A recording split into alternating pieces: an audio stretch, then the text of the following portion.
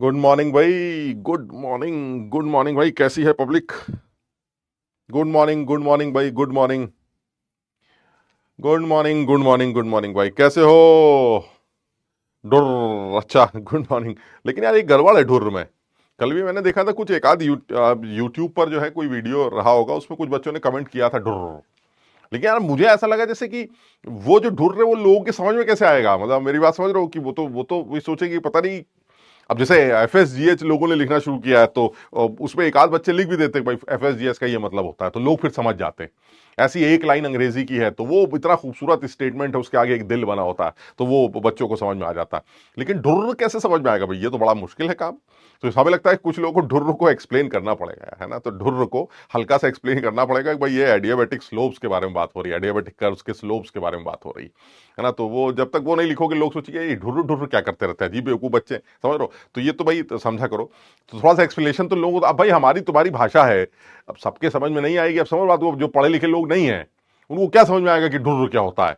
भाई ढुर्र तो उन लोगों को समझ में आएगा जो पढ़े लिखे लोग हैं, समझ बात को, जो साइंटिस्ट हैं, जो पीएचडी वगैरह कर चुके हैं, उनको पता है कि साइंस में एक लैंग्वेज है जिसको कहते हैं ढुर्र, समझ बात को। तो जो गैर पढ़े लिखे लोग हैं उनको थोड़ी ना पता चलेगा ढुर्र क्या होता है। तो इसलिए उन लोग को समझाने के लिए तुम्हें मेंशन करना पड़ेगा कि ढुर्र का क्या मतलब, समझ रहे हो। तो खैर, लास्ट क्लास में क्या डिस्कशन चल रही थी? अढुर्र चल रही थी। अच्छा, बिल्कुल सही है। तो हम लोग लास्ट क्लास में एडियाबेटिक प्रोसेस के बारे में बात कर रहे थे, और एडियाबेटिक प्रोसेस के बारे में बड़ा खूबसूरत डिस्कशन हुआ था। उसी को जरा सा वाइंड अप करेंगे, एक दो सवाल भी करते हैं जो तुम्हें करने के लिए भी दिए गए थे। हालांकि एक का सवाल जो, और अभी मैं कुछ सवाल और भी दूंगा तुम्हें जो और अच्छे लेवल के सवाल होंगे। मैं सारे तो नहीं बताऊंगा अभी, लेकिन वो अच्छे लेवल के सवाल होंगे, उनको एक बार बाद में करना चाहिए। जैसे एक आध सवाल की बात करें तो जल्दी से भाई, गुड मॉर्निंग हो गई भाई, good morning Aditya, Pankaj, star lord, Ramanuj, Nikita, Mahima, Bhupendra, Sahil, Gautam, good morning Ayush, कैसे हो भाई, निशांत, सबको गुड मॉर्निंग, देव, शेव, सब, शशि,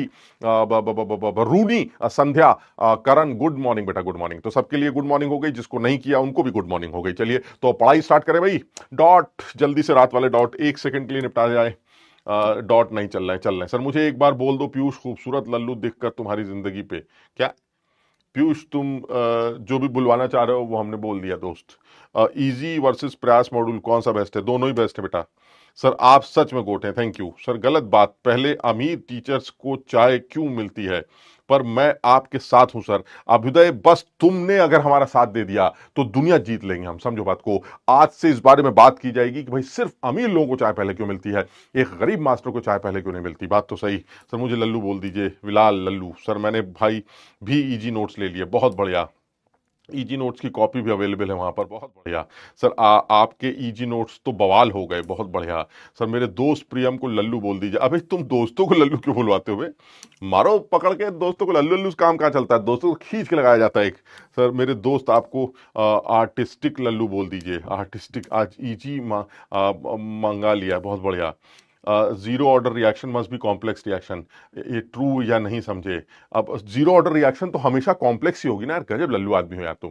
अगर वो सिंगल स्टेप रिएक्शन है तो उसकी जो भी मॉलिक्युलरिटी होगी वही ऑर्डर होगा, क्योंकि जो हो रहा है वो दिख रहा है। अब मॉलिक्युलरिटी जीरो होगी तभी ऑर्डर जीरो होगा।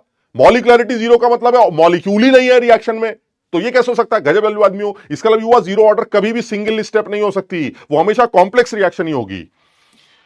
दिमाग इनका खराब हो रहा था, ये कह रहे हैं हम भी खराब हो रहे हैं। इजी में बहुत मजा आ रहा है। देखो कनिकव पवार, देखो मजे नहीं लेने दोस्त, उसमें पढ़ना है ना। एक बार रिवीजन करना है, पढ़ना है। आपको हर चैप्टर के 100 सवाल मिलेंगे, अपना धीरे से निपटाइए, खत्म करिए, कहाँ लोड ले रहे हैं, समझ रहे हैं। बहुत बढ़िया। इग्नोर मत करें, मेरे को जुलाई में इंप्रूवमेंट देना है। नहीं, जय ज्वाला की भैया, कैसे तुम्हें इग्नोर कर देंगे? बिकॉज उसका पढ़ना होता है। डिमोटिवेटेड काहे डिमोटिवेट हो रहा हो? आप उसी को पढ़ लो, जुलाई में पेपर है तो अभी इन सब चीजों को थोड़ा सा कम कर दो और एनसीईआरटी पर फोकस करो। गजब आदमी हो। क्वेश्चन नहीं बनते, रोने लगते हैं। हो रोने लगते हैं। अरे रोने की क्या बात है यार। चलिए हो गया भाई, बहुत बढ़िया, ये काम हो गया भाई। चलिए ढुर हुर सब हो गया। चलिए अब आते हैं काम की बात पे। चैट बंद हो गई। चलिए सर, क्या डिस्कशन थी? सर एडियाबेटिक प्रोसेस के बारे में डिस्कशन हो रही थी। उससे पहले जरा एक दो सवाल है जो तुम्हें मैं सॉल्व ही करके लाया हूं। मैं तुम्हें उनका सीधे डायरेक्ट सोल्यूशन ही दिखा रहा हूं। मैं सारे तो नहीं अभी लाया, एक दो सवाल ही जिनके सोल्यूशंस लाया हूं, मैं अभी बताऊंगा भी नहीं। ये पीडीएफ तुम्हें मिलेगी, तुम अपने आप समझोगे। इस सवाल को देने का सिर्फ एक पर्पस था, सिर्फ एक पर्पस था, ये कुछ है नहीं, ये बहुत सारे बच्चों ने इस सवाल को सॉल्व किया होगा। सिर्फ पर्पस ये था कि बच्चों को सिर्फ ये पता है कि वर्क डन निकालने का एक सेट फॉर्मूला होता, उन्होंने याद कर रखा है कि भाई ऐसा है, अगर आइसोथर्मल प्रोसेस की बात होगी तो वर्क डन निकालने के लिए -2.303 NRT log V2 by V1 का सहारा ले लेंगे, और अगर आपका कुछ और होगा, इरिवर्सिबल प्रोसेस होगा, तो -P external V2 minus V1 का सहारा ले लेंगे। ये जनरली कुछ कुछ फॉर्मूले बच्चों ने याद कर रखे। मैंने लेकिन अपने स्टूडेंट्स को एक चीज सिखाई, मैंने उन लोगों को यह सिखाया था कि भाई देखो ऐसा है, मुझे इससे मतलब नहीं कि प्रोसेस क्या है। हाँ ठीक है, ये जो फॉर्मूले तुमने निकाले थे, ये सब फॉर्मूले इन्हीं सब चीजों से ही तो निकल के आए थे। किस चीज से निकल के आए थे, अगर तुम्हें याद हो, हमने कहा था भाई मुझे इससे मतलब नहीं चल क्या रहा, चाहे कुछ भी हो जाए, जो वर्क डन है वो मैं हमेशा इस इक्वेशन से सॉल्व करूंगा, बात खत्म हो गई सर। ये मेरा आंसर था। ठीक है, अब आपने कौन से प्रोसेस की बात बोली है, आइडियाबैटिक है कि हमारा बैटिक तुम्हारा बैटिक, ऐसे तैसे सर मुझे मतलब ही नहीं सर, अब जो है सो है सर। ये वर्क डन का फॉर्मूला। अब इसमें होता क्या था सर, इसमें ये होता था या तो ये पी एक्सटर्नल वेरिएबल होता था या ये कांस्टेंट होता था।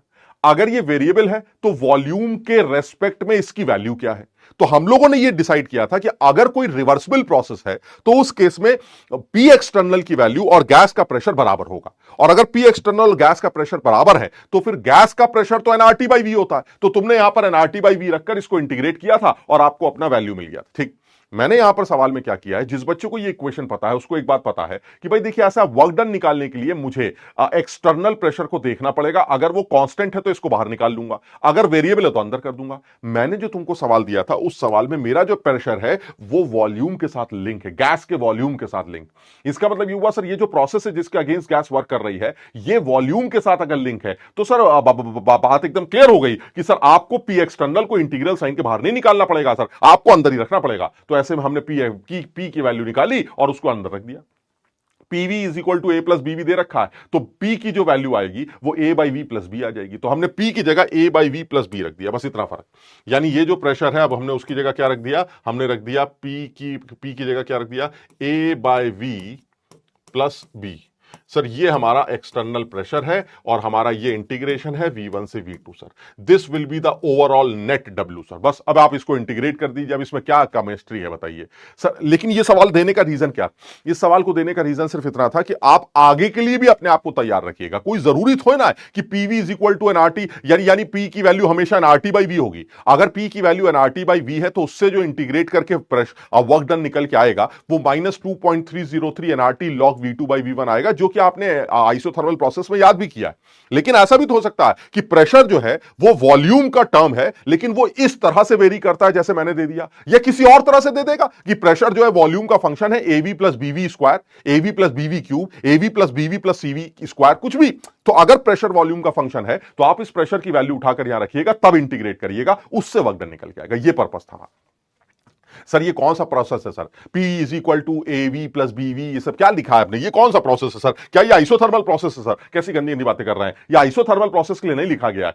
ये एक कोई प्रोसेस है सर, होगा कुछ, हमें क्या लेना देना सर। ये एक प्रोसेस है जिसमें पीवी की वैल्यू इस तरह से ए प्लस बीवी के बराबर है सर, और ऐसे में अगर ऐसा है तो प्रेशर की value A plus BV by V से निकाली जाएगी, that is A by V plus B, और उसको इंटीग्रेट करके वर्क डन कैलकुलेट किया जाएगा। ये मैंने इंटीग्रेट कर रखा है, आप इसको इंटीग्रेट, और हमने क्या कर रखा है, दुनिया कर लेगी इसको इंटीग्रेट। ए बाई वी का तो एल एन हो जाएगा और बी की जगह बीवी हो जाएगा। तुम्हें आता है इंटीग्रेट करना सर, इसको इंटीग्रेट करिएगा, धीरे से V1 V2 की लिमिट रखिएगा, खड़ाक से आंसर बी निकल आएगा, खेल खत्म। क्लियर, समझ में आ गया? बहुत सारे बच्चों ने किया भी होगा। हम आगे इस सवाल को देने का पर्पस सिर्फ इतना था कि अगर मेंस लेवल पर या एडवांस लेवल पर इस तरह का कोई सवाल दिखता है जिसमें प्रेशर और वॉल्यूम का ये रिश्ता या इस तरह का कोई रिश्ता हो, तो आपने वर्क डन क्योंकि ऑलरेडी याद कर रखा है कि सर वर्क डन हमेशा -P एक्सटर्नल डीवी से निकाला जाता है इंटीग्रेट करके। अब ये P एक्सटर्नल अगर वेरिएबल है तो फिर अंदर रहेगा, अंदर है तो वॉल्यूम का क्या फंक्शन है ये पता होना चाहिए, और अगर वॉल्यूम का फंक्शन पता चल जाएगा तो हमारा काम चल जाएगा सर। नॉर्मली रिवर्सिबल प्रोसेस के लिए पी एक्सटर्नल वेरिएबल है और वॉल्यूम के साथ उसका रिश्ता क्या है, एनआरटी बाई वी। क्यों? क्योंकि sir in case of reversible process the external and the internal pressure of the gas they are always similar. समझ रहे हैं? तो रिवर्सिबल प्रोसेस के लिए तो पी एक्सटर्नल हमेशा एनआरटी बाई वी से डिफाइन कर दिया जाएगा। लेकिन अगर कोई और प्रोसेस है जिसमें प्रेशर वॉल्यूम के साथ किसी और तरह से रिश्ता रखता है, तो वो जिस तरह से भी रिश्ता रखता है वो आप सवाल में दे दीजिएगा, मैं उस प्रेशर की वैल्यू वॉल्यूम के टर्म्स में निकालूंगा और उसके बाद उसको इंटीग्रेशन साइन के अंदर रखकर इंटीग्रेट करके अपना काम चला लूंगा, मुझे ज्यादा अकल नहीं लगानी। क्लियर है, समझ में आ गया? तो अब आप इसको इंटीग्रेट करके इसका आंसर निकाल सकते हैं, ये मैंने दिखाया। ठीक, एक सवाल और भी दिया गया था ये भी अच्छा सवाल था, मैं भी इसको सॉल्व नहीं करूंगा, इसका सोल्यूशन मेरे पास है, मैं तुम्हें दे दूंगा पीडीएफ से, तुम समझने की कोशिश करना और अपने आप दिमाग लगाना कि कर क्या रहे हैं। लेकिन एक चीज है, आप ध्यान से देखेंगे तो ये प्रोसेस किसी भी तरह से irreversible process, sorry reversible process तो नहीं। क्यों सर? इसलिए नहीं है क्योंकि the work done in an isothermal expansion of an ideal gas from pressure P to the final pressure 1, यानी एक चीज तो क्लियर है, गैस का एक्सपेंशन हो रहा है P प्रेशर से, P ATM से लेकर उसको एक्सपैंड किया जा रहा है 1 ATM तक। ठीक है, अच्छा, यानी गैस का प्रेशर पहले P था और उसका प्रेशर जो है अब बाद में V1 हो जाएगा। तो इसका मतलब सर गैस एक्सपैंड कर रही है, अपने प्रेशर को धीरे धीरे वो कम कर रही है, वॉल्यूम बढ़ता जा रहा है, टेंपरेचर कांस्टेंट है क्योंकि isothermal process.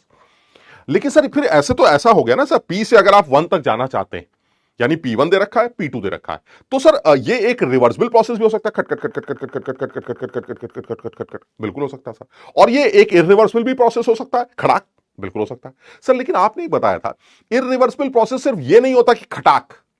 Sir irreversible process हर वो प्रोसेस है जिसमें इनफाइनाइट स्टेप्स इन्वॉल्व नहीं, और इनफाइनाइट स्टेप्स अगर इन्वॉल्व नहीं है तो खटखट खटखट खटखट खटखट खटखट वाली बात तो अलग हो गई सर, वो दैट इज रिवर्सिबल सर। लेकिन सर ऐसा तो हो सकता है खट खट खट, ये तो हो सकता है सर, या फिर खट खट खट खट, हाँ ये भी हो सकता है। यानी सर आपने अगर वो खट खट खट वाली बात समझ रहे हो ना, हम उतनी जल्दी बोल भी नहीं पा रहे हैं क्योंकि इनफाइनाइट स्टेप्स है, खट खट खट, तो वो प्रोसेस क्या बन जाएगा? रिवर्सिबल।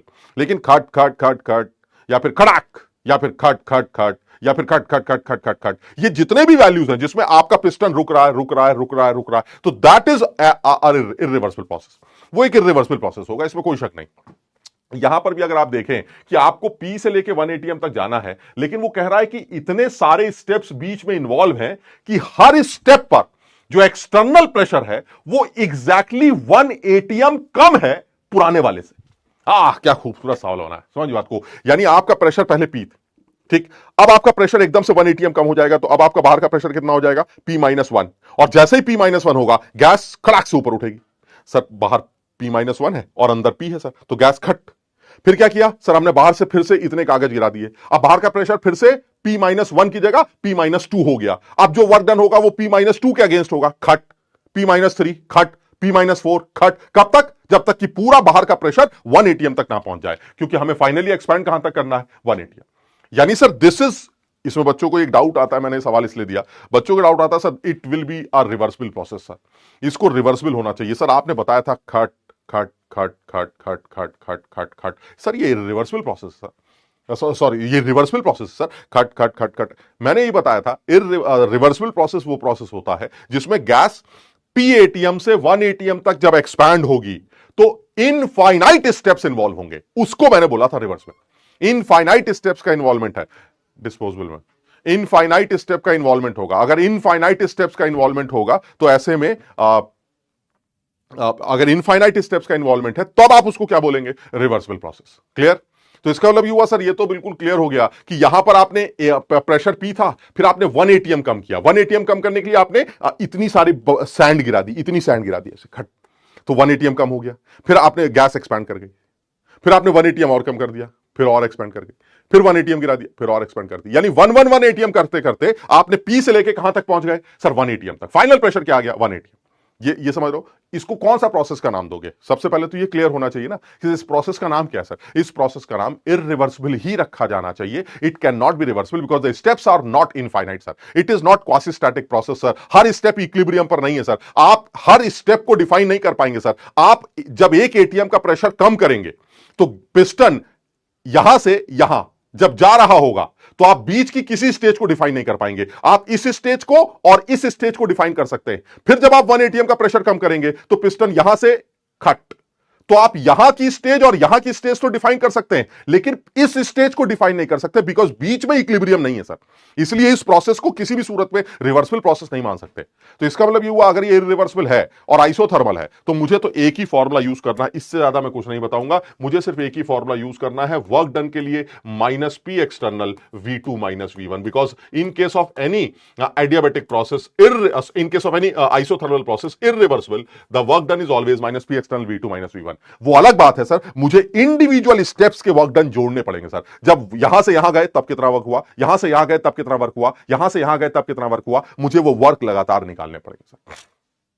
और वो काम आपको करना पड़ेगा। मैंने इसका सोल्यूशन दे रखा है, बहुत सिंपल है, लेकिन सवाल बहुत अच्छा है, बच्चों के समझ में नहीं आता। वर्क डन का तो यही फॉर्मूला लगेगा, और जो भी वर्क डन होगा वो इस इक्वेशन से ही सॉल्व करना पड़ेगा। आप समझ रहे हैं, ये एक जनरल इस इक्वेशन में क्या इस इक्वेशन बना दी कि फाइनल जो गैस का प्रेशर होगा, हम सिर्फ एक स्टेप की बात कर रहे हैं। आप पहले पीएटीएम पर थे, फिर आपने एक एटीएम कम कर दिया, 1 एटीएम कम कर दिया, तो जो भी वर्क हुआ गैस, उसने वर्क किया फाइनल P2 प्रेशर के अगेंस्ट। ठीक, तो मैंने जनरल एक्सप्रेशन क्या लिखा, जनरल एक्सप्रेशन ये एक्सप्रेशन है जिसमें जनरल एक्सप्रेशन ये बनाया गया है जिसमें ये बोला जा रहा है कि आपका जो गैस है वो 1 एटीएम प्रेशर कम करने से V1 से V2 चली गई। तो वो V1 से V2 जब चली गई तो आप, तुम्हें याद है इक्वेशन हमने याद कर रखी थी आइसोथर्मल इरिवर्सिबल के लिए, सर ये इक्वेशन मुझे याद है सर, P1 P2 की वैल्यू हमें याद ही है सर, आपने बताई रखी है सर, ऊपर वाला जो प्रेशर है वो नीचे वाले प्रेशर से एक कम है सर। ये एक जनरल एक्सप्रेशन है, यानी इस सवाल को करने का ये एक जनरल एक्सप्रेशन मैंने डिराइव किया है कि वर्क डन निकालने का, किसी भी स्टेप पर वर्क डन निकालने का ये स्टेप, ये प्रोसेस एट एनी स्टेप, यानी जब गैस यहां से यहां गई ये वर्क डन का प्रोसेस, यहां से यहां गई ये वर्क डन का प्रोसेस, यहां से यहां गई ये वर्क डन का प्रोसेस। क्यों? क्योंकि हर स्टेप इरिवर्सिबल स्टेप। तो इसका मतलब ये हुआ सर, जब आप गैस को P-ATM से P-1 पर लाएंगे तो वर्क डन कितना होगा सर, ये पहला स्टेप होगा सर, यानी ऊपर वाला प्रेशर P-1 होगा, दैट इज P2, और नीचे वाला प्रेशर P मान लिया, that is P। Sir this will be the first work done, जब आपका पिस्टन एक ऊपर उठेगा, खट। फिर आपने बाहर का प्रेशर एक और कम कर दिया, जैसे आप बाहर का प्रेशर एक और कम करेंगे तो अब P2 की वैल्यू P-2 हो जाएगी और P1 की वैल्यू P-1 हो जाएगी। वो जो पहले वाला P-1 था अब वो इनिशियल बन जाएगा, और बाद वाला P2 की वैल्यू P-2 बन जाएगी। अब ये सेकंड स्टेप का वर्क डन, ये थर्ड स्टेप का वर्क डन, सर ये nth स्टेप का वर्क डन, सारे जोड़ देंगे सर, हमें ओवरऑल वर्क डन मिल जाएगा। सर जोड़ के देख लीजिएगा, आंसर आ जाएगा। सब लोगों को समझ में आई? जल्दी से हम चैट खोल रहे हैं, अपने आप समझिएगा। चम्मच से नहीं पिलाना चाह रहे हैं, इसीलिए सिर्फ एक आइडिया दिया है, आप अपने आप सॉल्व करके जब आंसर निकालेंगे तो आपको खुशी हो।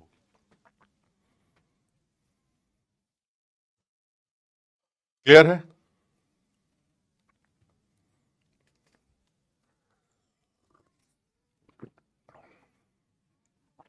एक बच्चा कह रहा है सर ये चैप्टर हार्ड। दोस्त, दुनिया में सब कुछ आसानी से मिल जाए ये जरूरी नहीं दोस्त, समझो।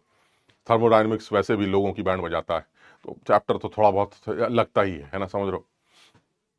कर लोगे, शाबाश। हाँ, ये कि जो लोग समझ रहे हैं, जो लोगों को लग रहा है कि नहीं सर हार्ड चैप्टर है, समझने में भी मेहनत उतनी हार्ड करनी पड़ेगी, तो हम कवर कर लेंगे। तो जैसे कि मैंने देखा बच्चों के बहुत सारे कमेंट्स थे, इवन यूट्यूब पे भी कमेंट्स थे और मैंने बैच में भी कमेंट्स देखे थे, बच्चों के कमेंट्स थे सर इस चैप्टर को हम जैसा समझ रहे थे आपने उस हिसाब से पढ़ाया ही नहीं सर, ये हमें बहुत आसान समझ में आ गया। मतलब हमें ऐसा लगता है थर्मोडायनेमिक्स हम समझ ही नहीं सकते, जबकि एक्चुअली थर्मोडायनेमिक्स ऐसी है ही नहीं सर। इसको समझा जा सकता है, इसको किया जा सकता है, इसमें मेहनत उतनी करनी पड़ेगी तभी सीखा जा सकता है।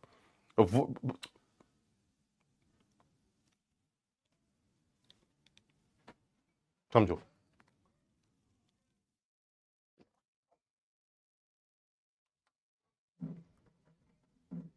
और सेकंड लॉ में तो मजा ही आने वाला है। जब हम सेकंड लॉ की बात करेंगे ना तो तुम्हारे तो आंखें खुल जाएंगी, अरे जीवन का सार है ये, है असली जीवन तो ये है। क्लियर है ये? चलिए सर बिल्कुल आगे की बात करते हैं। W2 कैसे आएगा? अरे यार तुम लोग यार बहुत ही लल्लू हो यार, तुम लोग के जो जवाब सवाल होते हैं ना, मुझे इससे ये लगता है तुम लोग फिजिक्स मैथ्स पढ़ते कैसे हो, मुझे मतलब हैरानी होती है। मतलब मैं कोई किसी के बारे में कुछ गलत नहीं बोल रहा, मतलब मैं, मुझे ये लगता है यार एक टीचर्स बेचारे उनकी जान सूख जाती होगी भाई तुम्हें पढ़ाने में। मतलब ये तो वो नॉर्मल चीजें हैं जो मैथ्स फिजिक्स में घूमती ही रहती हैं, हम तो सालों में एक बार लिखते हैं, वो तो डेली लिखते होंगे कि यार ऐसा है। अब प्रेशर P1 था, पहले का प्रेशर P था, ऊपर वाला P-1 हो गया, यानी P2 P-1। अब ऊपर वाला इनिशियल हो गया तो अब P1 की जगह P-1 हो गया, और बाहर एक एटीएम और कम कर दिया P-2। अब तीसरा वाला P-2 हो गया तो ऊपर वाला P-3 हो गया। ये तो इतनी कॉमन बातें हैं जो वो बिना बताए तुमको लिख देते होंगे कि ये तो यार अपने आप समझ जाएंगे भाई लल्लू। हम गलती से लिख दें तो तुम्हारी बैंड बच जाती है, मैं समझ में नहीं आता तुम जी कैसे रहो भाई ये सब देख के। तुम तो मतलब पता नहीं, मतलब या तो वो सब पता नहीं, ये तो काबिलियत के ऊपर भी है ना, तो हम शायद इतनी काबिलियत से नहीं समझा पाते हैं तुम्हें, बट ये कि हम तुम्हें बता रहे हैं ये वो नॉर्मल बातें हैं जो तुम्हें समझ में आनी चाहिए। नहीं आती हैं समझ में तो कहीं खोट है, कहीं दिक्कत है ना। उसका इलाज तमाम तरीके से किया जा सकता है। घरेलू इलाज यही है कि आप बैठे कुर्सी पर, उसके बाद तेल ले, तेल आता सरसों का तेल ले लें या कोई भी ओलिव ऑयल ले लें, जैसे घर में सहूलियत, बादाम का तेल ले लें, और उसके बाद दोनों हाथों में तेल लेके ऐसे घुटने पे ऐसे ऐसे मालिश किया करिए। कम से कम अगर 5-7 दिन भी यह हरकत की जाए तो आप देखेंगे कि दिमाग में जो वो जो कर कर तुम्हारी मशीन चल रही है उसमें थोड़ी सी ऑयलिंग होगी। ऑयलिंग होने से तुम देखोगे कि शायद कुछ चीजें तुम्हें समझ में आने लगे। कई लोगों का दिमाग होता है वहां पर घुटने पे, समझ रहे हो बात को, तो इसलिए घुटने पे मालिश की जाए। तुम सर पे मालिश करते हो कि भाई ऐसा सर में दर्द हो रहा है, थोड़ा सा काम, थोड़ा कम चीजें समझ में आ रही है, तो एक काम करते तेल लगा लेते सर में। अबे सर में तेल लगाने से क्या होगा, वहां है ही नहीं सामान, सामान तो घुटने पे। तो जब घुटने की जब तक मालिश नहीं होगी तो आप देखेंगे तब तक फायदा नहीं होगा। तो इसलिए सरसों का तेल लेके या कोई भी अब आपको जैसा भी मिले आपको, का मस्टर्ड ऑयल हो गया, कोई भी आपने मस्टर्ड ऑयल ले लिया, ऑलिव ऑयल ले लिया, आप बादाम का कुछ ऐसे करके मालिश की 5-5 मिनट के लिए, आप देखेंगे हफ्ते भर में आपको फर्क दिखाई देगा। और अदरवाइज ये सब चीजें यार, एक आईआईटी की तैयारी करने वाला बच्चा जो 12वीं पास है उसको ये चीज नहीं समझ में आएगी सोल्यूशन देखने के बाद, ये तो हैरानी। क्लियर है, समझ में आ गया? हाँ नहीं, एक बच्चा कह रहा है सर कोकोनट ऑयल भी ले सकते हैं और ये इफेक्टिव है, उस बच्चे ने प्रैक्टिस की है, हमने बताया वो पुराना स्टूडेंट होगा हमारा, उसने प्रैक्टिस की कि नहीं सर हमने देखा है ये, इससे फर्क पड़ता है, इससे फर्क पड़ता है। हम बता रहे फर्क पड़ता है, क्यों लोड ले रहे हो? ठीक, चलिए तो काम की बात करते हैं। पेट्रोल से मालिश करेंगे, एक आदमी कह रहा है पेट्रोल से मालिश करेंगे। चलिए चैट बंद कर देते, नहीं तुम मालिश ही करते रहो। चलिए क्लियर है ये वाली बात, चलिए और आगे बात करते हैं, नेक्स्ट पॉइंट पर आते हैं। इसका देखो ये सब सारे डब्ल्यू हमने जोड़ दिए, हमने आंसर भी लिख दिया, ये सारे डब्ल्यू हमने जोड़ दिए, जोड़ के ये आंसर आ जाएगा। इसी को सिग्मा के फॉर्म में, अब लोगों की यहां बैंड बच जाएगी सर सिग्मा के फॉर्म में आई वाई, अब तुम कैसे स्टूडेंट हो हमें समझ में आता है, लेकिन हमने आंसर दे रखा, तुम अपने आप मैच कर लेना, ठीक है। चलिए आगे बात करते हैं, एक सवाल और था ये, कराने नहीं है सवाल, मतलब मेरा पर्पस ये नहीं था कि तुम्हें सवाल कराऊंगा, हालांकि ठीक है सवाल तो कराने ही है, कराऊंगा भी, लेकिन मेरा पर्पस ये कि आंसर जब तुम निकालोगे ना तो तुम्हें एक अलग खुशी होगी कि यार चलो ठीक है, एक हिंट मिली थी और आंसर मैंने निकाला। अब जैसे ये जो सवाल मैंने अभी इससे पहले किया ना, उससे सिर्फ तुम्हें हिंट मिली है। अब तुम क्या करोगे, तुम जो जो जो ईमानदार बच्चा है वो क्या करेगा कि अब वो सिर्फ सवाल दोबारा देखेगा और उसके बाद उसको खुद से करेगा कि भाई you have individual steps of work done, W1 W2 W2, but that is not reversible sir, it is not reversible. Why? Because reversible में 1 और 2 को डिस्टिंग्विश ही नहीं कर सकते आप, 1 स्टेप और सेकंड स्टेप को आप डिस्टिंग्विश ही नहीं कर सकते, सेकंड को थर्ड से डिस्टिंग्विश ही नहीं कर सकते, यानी उनको अलग कर ही नहीं सकते, क्योंकि वो इतने करीब है, कट कट कट, मेरी बात समझ, इतने करीब कट कट कट, तो आप उनको डिस्टिंग्विश ही नहीं कर सकते। That is infinite step process, that is reversible.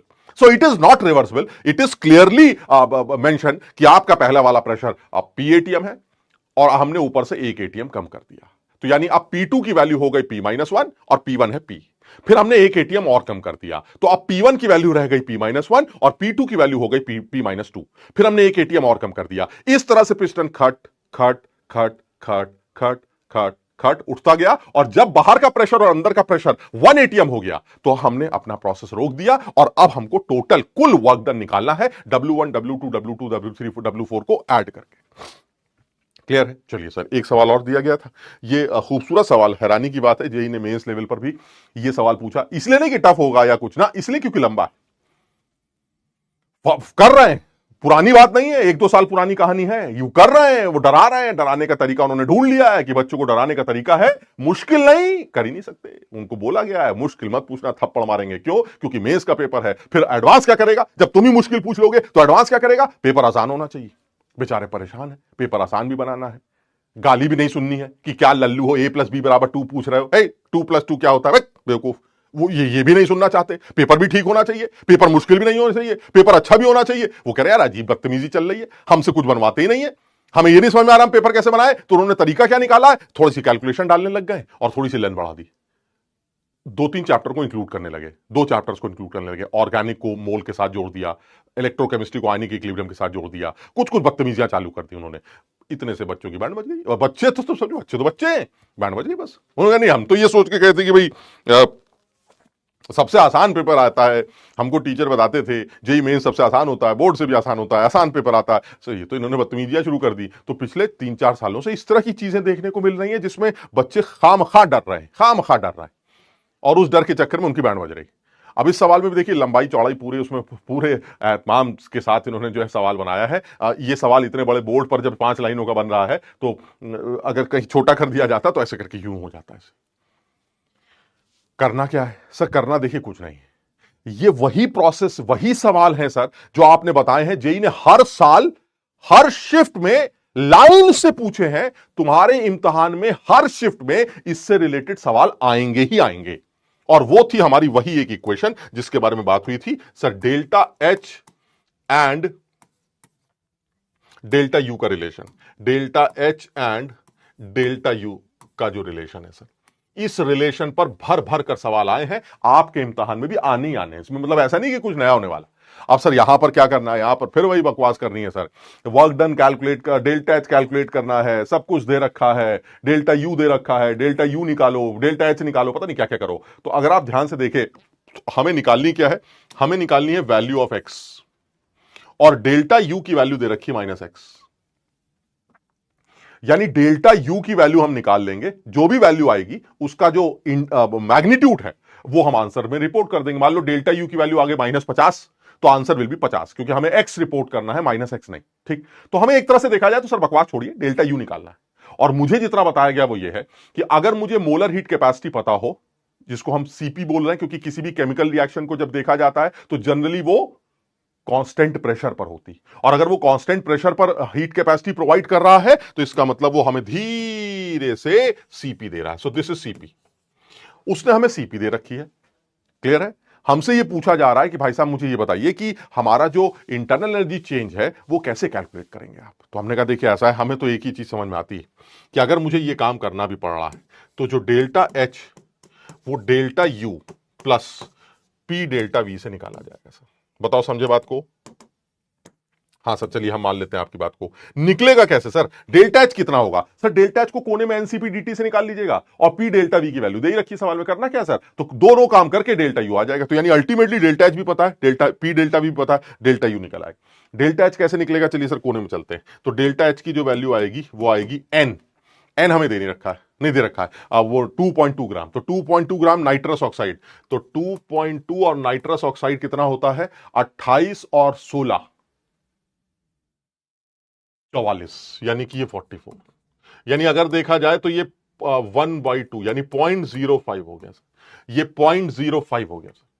यानी हमें N2O के जो मोल दे रखे नाइट्रस ऑक्साइड के वो 0.05 दे रखे हैं। तो एन सीपी कितना है? 100, और डेल्टा टी कितना है सर? टेम्परेचर में कोई चेंजेस के बारे में कुछ बात हो रही है सर? 310 270, 310 से 270, फ्रॉम 310 टू 270, यानी कि जो डेल्टा टी है वो है 270 माइनस 310। मानते हो बात को? फाइनल टेम्परेचर कम है, और यानी ये तो कंफर्म हो गया कि हीट जो है वो रिलीज हो रही है, क्योंकि फाइनल टेम्परेचर आपका कम हो रहा है। तो डेल्टा एच तो पक्का नेगेटिव ही आना चाहिए था, तो डेल्टा एच आपका नेगेटिव आएगा। एक्सोथर्मिक प्रोसेस है, तो ये अगर मैं रफली रफली कैलकुलेट करूं तो ये 5 हो जाएगा, और 270 310 का अंतर कितना होता है सर? ये 40 का अंतर, तो 5 और 40 200, तो -5 और 40 200, 200 जूल, जूल ही है ना ये? हाँ जूल, तो यानी ये 200 जूल। अगर ये किलो जूल होती तो किलो जूल में आंसर आ जाता, तो सर ये 200 जूल हो गई सर। यानी डेल्टा एच की वैल्यू 200 जूल है, 200 जूल एनर्जी बाहर निकल रही है, because this is an exothermic process. ठीक, अच्छा, तो डेल्टा एच क्लियर हो गया। अब पी डेल्टा वी की बात करते हैं। प्रेशर 1 एटीएम और वॉल्यूम का चेंज दे रखा है, क्या बच्चे की जान लोगे? है ना, ये देखिए वॉल्यूम का चेंज दे रखा है। इसका मतलब ये हुआ, अगर मैं पी डेल्टा वी की बात करूं तो वो भी निकाल लेता हूं, अभी वो भी कोने में निकालता हूं, तो ये हो जाएगा P delta we. P delta we कितना होगा? प्रेशर सर आपने दे रखा 1 एटीएम, और डेल्टा वी की वैल्यू है 217 से 167, यानी 167.75 माइनस 217.1, ये मिलीलीटर में दे रखा है भाई साहब, ध्यान रखिएगा मिलीलीटर। तो इसको सर लीटर ले लेते हैं सर, इसको लीटर में कन्वर्ट कर लेंगे, 1000 से डिवाइड कर लिया। ये देखिए सर लीटर। सर क्या फायदा हुआ लीटर में लेने का? लीटर में लेने का फायदा ये हुआ कि ये प्रेशर एटीएम में है और अब ये लीटर में है, तो दिस इज एटीएम लीटर। उससे भी क्या फायदा सर? ऊपर तो जूल है सर, जब घटाए जोड़ेंगे तो जूल चाहिए ना, तो इसको जूल में कन्वर्ट कर लेंगे। यानी कि अल्टीमेटली ये हमारा वर्क डन आ गया। पी डेल्टा वी की वैल्यू आ गई कितना? इन दोनों को माइनस करने से पता नहीं क्या आएगा, सॉल्व भी कर लेते हैं।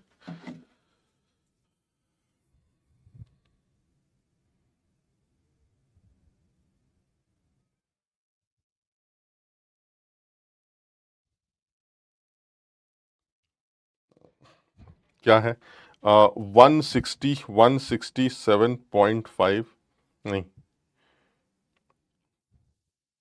167.75 माइनस 217.1,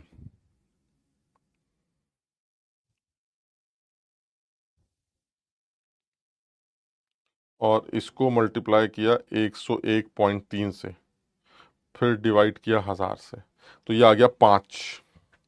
यानी कुल मिला के अगर जूल में देखें, ये तो एटीएम लीटर आ रहा है, इसको जूल में कन्वर्ट करेंगे, तुम कर लोगे ना यार, P delta V in joules, अगर जूल में निकालें तो कितना आ जाएगा, ये आ रहा है सॉल्व करके -5 जूल, ये -5 जूल आ रहा है सॉल्व करके, 4.99999 ऐसे, ठीक। तो इसका मतलब ये हुआ कि सर जो हमारा वर्क डन आ रहा है, जो पी डेल्टा वी आ रहा है, वो पी डेल्टा वी हमारा 5 आ रहा है, -5, ये जूल में आ रहा है। अभी जब ऊपर सॉल्व करोगे तो ये एटीएम है, ये लीटर है, तो ये एटीएम लीटर में आएगा, और एटीएम लीटर को जूल में कन्वर्ट करने के लिए क्या बताया था मैंने, कितनी बार बताया था, क्या बताया, छोड़ो, कितनी बार बताया ये बताओ। 1 एटीएम लीटर क्या है, 1 एटीएम लीटर को जब जूल में कन्वर्ट करते हैं तो 101.3 से मल्टीप्लाई कर देते हैं, तो जो यहां एटीएम लीटर आएगा उसको 101.3 से मल्टीप्लाई करके 5 जूल आ जाएगा, ठीक है। अब पी डेल्टा वी भी पता चल गया, डेल्टा जी पता चल गया, तो डेल्टा यू अब क्या बच्चे की जान लोगे, डेल्टा यू ऐसे नहीं निकल आएगा सीधे सीधे, delta U is equal to delta H minus P delta V. Delta H की वैल्यू कितनी है सर, डेल्टा एच की वैल्यू -200, और माइनस पी डेल्टा वी में माइनस माइनस प्लस हो जाएगा तो +5 आ जाएगा, तो दिस इज -195, ये डेल्टा यू। अब डेल्टा यू तो -x है, हमें चाहिए x, तो x की वैल्यू कितनी आ जाएगी 195, तो आपने धीरे से यहां 195 पुट कर दिया सर। ये देखिए कितना खूबसूरत सीधा सा सवाल, अननेसेसरी और ये कोई नया थोड़ी ना सर, ये तो कई बार किया, जब भी वर्क डन निकालना पी डेल्टा वी से निकाल लेते हैं सर, अल्टीमेटली डेल्टा एच की वैल्यू पता है एनसीपी डीटी से, सर डेल्टा यू निकल आया, खत्म हो गया, क्लियर है, समझ पाए, सबके समझ में आ गया। चलिए सर और बात करते हैं, तो कुछ सवाल थे जो तुम्हें करने थे, अब उसके बाद जो हमारा डिस्कशन था ये था, तो अब इसको एक बार फिर से तुम्हारे सामने लेके आ रहा हूं ताकि सबको याद रहे, बहुत इंपॉर्टेंट है।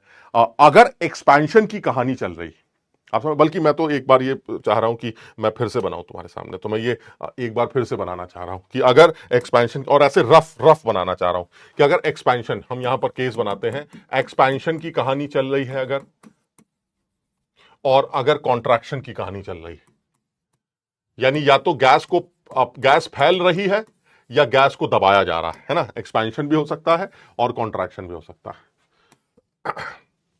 तो अगर मैं एक्सपेंशन के केस बनाऊं, मान लीजिए एक्सपेंशन के मैं 2 केस बनाऊं कि भाई एक कांस्टेंट वॉल्यूम तक एक्सपैंड करना है और एक केस में कांस्टेंट प्रेशर तक एक्सपैंड करना है, तो ये 2 केस एक्सपेंशन के बन रहे हैं,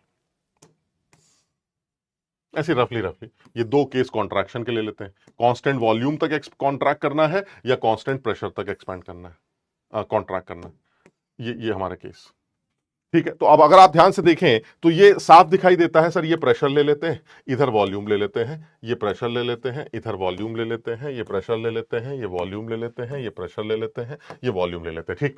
तो हमने एक्सपेंशन के केस में क्या बोला था कि एक्सपेंशन का मतलब है सर, बिल्कुल रफ डायग्राम बना रहा हूं मैं, एक्सपेंशन का मतलब है सर जो गैस है वो किसी इनिशियल स्टेज से फाइनल स्टेज तक जाएगी सर, ठीक है। तो अगर गैस इनिशियल स्टेज से फाइनल स्टेज में जा रही है तो अगर वो आइसोथर्मल कर्व है तो भी मुझे पता है आइसोथर्मल आइडियल गैसेस के लिए कर्व कैसे बनता है सर, आइसोथर्मल आइडियल गैसेस के लिए कर्व सर ऐसे बनता है जिसको प्योर हाइपरबोला कहा जाता है। तो ठीक है सर, आइसोथर्मल एक्सपेंशन भी हो सकता है, आइडियाबैटिक भी एक्सपेंशन हो सकता है। तो यानी एक चीज तो क्लियर है सर, गैस का एक्सपेंशन जो है वो ऐसे हो रहा है, किसी एक पर्टिकुलर वॉल्यूम तक मुझे गैस को एक्सपैंड करना है, तो मान लीजिए वो पर्टिकुलर वॉल्यूम मैंने ये ले लिया V2, इस वॉल्यूम तक मुझे गैस को एक्सपैंड करना है V2 तक, ठीक। तो अगर आपको ऐसा करना है तो ऐसे में गैस सर यहां से यहां आ सकती है सर, ये कोई भी एक पाथ फॉलो किया जा सकता है सर, ये आइसोथर्मल पाथ हो सकता है या एडियाबैटिक पाथ हो सकता है। तो अगर ये कर्व ऐसे बनाया गया है और इसी तरह से मान लीजिए कोई कर्व ऐसे बनाया गया है, तो इन दोनों में अंतर क्या है सर, इन दोनों में अंतर बहुत क्लियर है कि सर यहां पर जो गैस का एक्सपेंशन दिखाया जा रहा है, इन दोनों में अगर एक आइसोथर्मल और एक एडियाबैटिक कर्व है अगर, तो इसमें कोई शक नहीं है सर, ऊपर वाला आइसोथर्मल कर्व होना चाहिए और नीचे वाला एडियाबैटिक कर्व होना चाहिए, इसमें कोई शक नहीं है सर। क्यों ऐसा क्यों कह रहे हैं सर, क्योंकि आप समझ रहे बात को, क्यों सर, एक्सपेंशन के दौरान जो है गैस फैलती है सर, और जब गैस फैलती है तो सर उसका वॉल्यूम बढ़ता है और उसका प्रेशर घटता है, तो इसमें तो कोई शक नहीं है सर। इस तरह से अगर गैस चल रही है तो ये एक्सपेंशन ही है, क्योंकि वॉल्यूम शुरू में गैस का ये था सर, गैस का शुरू वाला वॉल्यूम ये था जिसको आपने V1 कहा था, और गैस एक्सपैंड करके V2 तक पहुंच चुकी है सर। वो अलग बात है कि गैस के प्रेशर की अगर बात करें तो गैस का फाइनल प्रेशर सर ये तब जब एडियाबैटिक एक्सपेंशन हुआ हो, और अदरवाइज गैस का फाइनल प्रेशर ये है तब जब आइसोथर्मल एक्सपेंशन हुआ। क्लियर है? यानी ये वाला जो ऊपर वाला प्रेशर है, ये वो गैस का फाइनल प्रेशर होगा P2, जो कैसे लिखें यार, P2 है ये आइसोथर्मल के लिए, आई ले लेते हैं, और ये है P2 एडियाबेटिक का, ए ले लेते हैं। और सर ये तो इनिशियली है ही सर, ये वाला प्रेशर तो दोनों सूरतों में गैस का इनिशियल प्रेशर है ही। सो दिस इज हमारा P1, यानी गैस P1 पर थी, V1 पर थी और T1 पर थी। अब गैस आइसोथर्मली अगर एक्सपैंड कर रही है तो वो P2I तक पहुंची, V2 तक पहुंची और T1 तक रही। क्यों? क्योंकि जो ऊपर टेंपरेचर है वो नीचे टेंपरेचर है, because this is isothermal sir, या आइसोथर्मल प्रोसेस। मेरी बात सब लोग समझ रहे हैं? लेकिन अगर मैं गैस की दूसरी स्टेज को डिफाइन कर रहा हूं, एडियाबेटिक स्टेज को डिफाइन कर रहा हूं, तो ऐसे में गैस कहां पर थी सर? दोनों सूरतों में गैस P1 पर थी, V1 पर थी, T1 पर थी। इस स्टेज को डिफाइन कैसे करेंगे, मैं इसको अलग से लिखूंगा। This is stage A, this is B and this is C. अलग से लिख रहा हूं, बस एक ही बार दिखाऊंगा, बार बार नहीं दिखाऊंगा। तो जो स्टेज बी है आइसोथर्मल वाली, उसको कैसे डिफाइन कर रहे हैं सर? स्टेज बी को आप डिफाइन कर रहे हैं, इसका प्रेशर P1 से घटकर P2I हो गया, अगर आइसोथर्मल की बात कर रहे हैं। दिस इज P2I, वॉल्यूम जो है वो बढ़कर V2 हो गया, बिल्कुल सही है। और टेम्परेचर में कोई चेंज नहीं आ रहा है, क्योंकि टेम्परेचर तो आइसोथर्मल है, तो टेम्परेचर तो T1 ही रहेगा सर। ये गैस की बी स्टेज है sir, this is stage B. मेरी बात समझ रहे हैं? यानी आइसोथर्मल फाइनल टेंपरेचर P2 होगा, जो कि P1 V1 बराबर P2 V2 से निकाला जाएगा, टेंपरेचर T1 ही रहेगा और वॉल्यूम V1 से बढ़ के V2 हो गया। एडियाबेटिक कर्व में क्या होगा सर? एडियाबेटिक में अगर आप सी स्टेज को डिफाइन करना चाहते हैं तो कैसे स्टेज को डिफाइन करेंगे sir? This is final pressure P2 adiabatic वाला, और जो वॉल्यूम है सर वो तो V2 तक ला रहे हैं। Temperature sir obviously sir change होकर T2 हो जाएगा, क्योंकि एडियाबेटिक प्रोसेस में टेंपरेचर कांस्टेंट नहीं रहता सर। गैस अपने कॉस्ट के, अपने एनर्जी के कॉस्ट पे वर्क करती है सर, टेंपरेचर पक्का डिप करता है सर। मेरी बात समझ रहे हैं? यानी एक चीज तो क्लियर हो गई सर, ये आइसोथर्मल और एडियाबेटिक एक्सपेंशंस के कर्व हैं till a constant volume.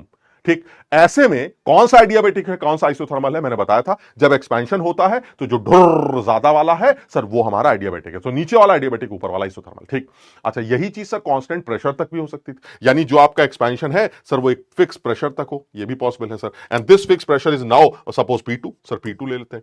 Gas की इनिशियल स्टेज क्या है सर? गैस की इनिशियल स्टेज मान लीजिए ये है, तो अब एक्सपेंशन कैसे हो सकता है सर? अब एक्सपेंशन ऐसे भी हो सकता है, अब एक्सपेंशन ऐसे भी हो सकता है। अब इनमें कौन सा आइसोथर्मल है, कौन सा एडियाबेटिक है? तो फिर वही सर, जहां ज्यादा एक्सपेंशन है ना सर, तो एक्सपेंशन में तो ढुर्र देखा जाता है, तो ज्यादा ढुर्र किसके पास है सर? ये। सो दिस इज एडियाबेटिक कर्व, ये वाला हमारा एडियाबेटिक कर्व हो गया सर, और ये हमारा आइसोथर्मल हो गया, इसमें सोचना ही नहीं सर। क्लियर है? यानी गैस का एक्सपेंशन हो रहा है, गैस V1 से V2 तक एक्सपैंड कर, नहीं V1 से V2 नहीं, गैस का प्रेशर P1 था, वो P2 प्रेशर तक एक्सपैंड कर रही है सर। इस बार pressure constant, this is P1, ये P1 था, और P2 तक दोनों गैसेज आ रही, दोनों तरफ से आ रही है, एडियाबेटिक तरीके से भी और आइसोथर्मल। फर्क सिर्फ इतना है कि जब वो एडियाबेटिक तरीके से आएगी तो V2 तक रुक जाएगी, इस वॉल्यूम तक रुक जाएगी, और जब वो आइसोथर्मल तक आएगी तो इस वॉल्यूम तक रुक जाएगी। यानी इस बार फर्क क्या है? दिस इज V2 कौन सा? एडियाबेटिक वाला, एंड दिस इज V2 कौन सा? आइसोथर्मल वाला। बस इतना फर्क। समझ पा रहे हो मेरी बातों को? तो बहुत सीधी सीधी बात कर रहे हैं, कहीं कोई झंझट नहीं है एकदम। तो यानी यहां पर भी अगर कोई पूछता है कि एडियाबेटिक कर्व कौन सा है, तो साफ दिखाई देता है सर, ये एडियाबेटिक कर्व जो है वो हमारा ये वाला कर्व है, जो कि ज्यादा ढुर्र वाला है। अगर एक्सपेंशन, अगर यही चीज कॉन्ट्रैक्शन में होती तो क्या होता सर? कॉन्ट्रैक्शन अगर हो रहा होता तो प्रेशर बढ़ रहा होता और गैस दब रही होती, क्योंकि आप प्रेशर लगा रहे हैं और गैस दब रही, तो ऐसे में सर वॉल्यूम धीरे धीरे कम हो रहा होता। यानी होता क्या सर? गैस का जो इनिशियल स्टेज होता वो यहां होता, समझ रहे बात को, और फिर वो धीरे धीरे करके प्रेशर भी बढ़ता जा रहा है और वॉल्यूम कम होता जा रहा है। यानी तब उस केस में गैस ऐसे उड़ती, चढ़ती, चढ़ाई दिखाई देती। तो ऐसे में सर अब चढ़ाई दो तरह से हो सकती है। गैस को कंप्रेस किया जा रहा है isothermally and adiabatically till a constant volume and till a constant pressure. तो अगर कांस्टेंट वॉल्यूम तक उनको दबाया जा रहा है गैस को, तो ये एक वॉल्यूम फिक्स कर लेते हैं सर।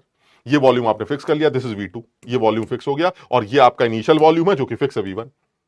ठीक है, अब गैस को दोनों तरीके से आपको एक्सपैंड करना, दबाना है। जैसे दबाना है सर, कैसे दबाएंगे सर? एक तरीका ये होगा, गैस ऐसे दबाई जा रही है, एक तरीका ये सर वो ऐसे दबाई जा रही है। अब हमने पूछा भाई इन दोनों में फर्क क्या है? फर्क ये कि सर एक आइसोथर्मल एक एडियाबेटिक। आप कैसे पता चलेगा कौन सा एडियाबेटिक कौन सा आइसोथर्मल? सर साफ समझ में आता है सर, एडियाबेटिक सर इस बार चढ़ाई की बात हो रही है, तो जहां ज्यादा चढ़ाई होगी वो एडियाबेटिक। जब ढलान की बात होती है, यानी एक्सपेंशन की बात होती है, तो वॉल्यूम बढ़ता है। तुम समझ रहे बात? वॉल्यूम बढ़ रहा, वॉल्यूम बढ़ रहा है, तो जितना ज्यादा समझ रहे बात को, वो एडियाबेटिक। और जब चढ़ाई की बात होती है तो जितना ज्यादा चढ़ना पड़ता है वो एडियाबेटिक, क्योंकि slope is gamma time slope of isothermal. Adiabatic slope isothermal slope का गामा गुना होता है। देखा था ना, एक गामा टाइम्स P/V निकल के आया था, तो गामा गुना होता है। तो यानी स्लोप ज्यादा कहां निकल के आ रहा है? एडियाबेटिक। तो इसका मतलब हुआ जब चढ़ाई की भी बारी होगी तो जो ऊपर वाले चढ़ाई है, जो ज्यादा चढ़ाई है सर, वो एडियाबेटिक कर्व होगा, दिस इज एडियाबेटिक, और जो नीचे वाला कर्व है वो आइसोथर्मल होगा। ये आपकी फाइनल स्टेज होगी सर, फाइनल वॉल्यूम तक पहुंचा रहे हैं, और ये आपका प्रेशर होगा आइसोथर्मल वाला प्रेशर, और ये वाला गैस का फाइनल प्रेशर होगा जब वो एडियाबेटिकली कंप्रेस की जा रही है। सो दिस इज P2I वाला and this is P2 adiabatic वाला। समझो बात क्लियर है? यानी यहां पर भी आप पहचान सकते हैं कि आइसोथर्मल कौन सा है और एडियाबेटिक कौन सा है। सिमिलरली अगर आप इसको कांस्टेंट वॉल्यूम की जगह कांस्टेंट प्रेशर तक लेके जाना चाहते हैं, तो मान लीजिए कांस्टेंट प्रेशर आप यहां तक लेके आना चाहते हैं गैस को। इनिशियल स्टेज क्या है सर? इनिशियल स्टेज आपकी कहीं से भी शुरू कर दीजिए। अब आप गैस को दबाइए सर। अब जब आप गैस को दबाएंगे तो ऐसे में आपके पास दो तरीके हैं सर, इस ऐसे भी दबा सकते हैं और ऐसे भी दबा सकते हैं। फिर वही है सर ये तो कॉन्ट्रैक्शन है, कॉन्ट्रैक्शन है तो चढ़ाई है, चढ़ाई है तो ज्यादा चढ़ाई वाला आदमी एडियाबेटिक होगा। ज्यादा चढ़ाई वाला आदमी कौन सा है सर? ये वाला। तो sir this is contraction, so this will be adiabatic curve and this will be isothermal curve. Sir ये हमारा आइसोथर्मल कर्व होगा। क्लियर है? अगर इन दोनों को ध्यान से देखें तो इन दोनों में आप डिफरेंस देख सकते हैं। कॉमन वॉल्यूम है, कॉमन वॉल्यूम वगैरह जो भी कुछ देखना चाहे देख सकते हैं सर। इस बार गैस का जो है कॉन्ट्रैक्शन किसी एक वॉल्यूम V1 से किसी दूसरे वॉल्यूम तक किया गया है, लेकिन इस बार कॉमन क्या है सर? इस बार कॉमन हमारा प्रेशर है। तो this P2 is fix sir. ये आपका P1 था, दिस P2 इज फिक्स, ये P2 फिक्स हो गया सर। तो वॉल्यूम में एक केस का वॉल्यूम आइसोथर्मल वाला वॉल्यूम ये हो जाएगा, तो सर दिस इज V2I, और एडियाबेटिक वाला जो V2 है सर ये हो जाएगा V2 एडियाबेटिक ए। बस यानी अल्टीमेटली मैं तुम्हें ये बताना चाह रहा था कि चाहे वो कंप्रेशन हो चाहे एक्सपेंशन हो, दो ही बातें ध्यान रखनी। क्या? कि अगर मान लीजिए कहानी चल रही है एक्सपेंशन की, तो इसका मतलब आप ऊपर से नीचे आएंगे वॉल्यूम बढ़ाते हुए ऐसे। तो दैट मींस जहां ज्यादा ढलान होगी वो एडियाबेटिक कर्व होगा, जहां कम ढलान है वो आइसोथर्मल होगा। पहली बात, जब आप कंप्रेस करते हैं, गैस को दबाते हैं, तो गैस का वॉल्यूम गिरता है। गैस का वॉल्यूम गिरेगा तो प्रेशर बढ़ेगा। तो ऐसे में अब आप चढ़ेंगे सर ऊपर की तरफ, और जब आप ऊपर की तरफ चढ़ते हैं तो जहां जितनी ज्यादा चढ़ाई होती है वो एडियाबेटिक, यानी मोर ढलान एडियाबेटिक, मोर चढ़ाई एडियाबेटिक। बात खत्म हो गई। यानी जो काम की बात लिखनी चाहिए थी वो ये लिख देनी चाहिए थी हमें कि इन केस ऑफ एक्सपेंशन, ये खूबसूरत बात हो गई, इन एक्सपेंशन मोर ढलान, अगर एक्सपेंशन हो रहा है तो आपका ढलान आएगा मोर ढलान adiabatic.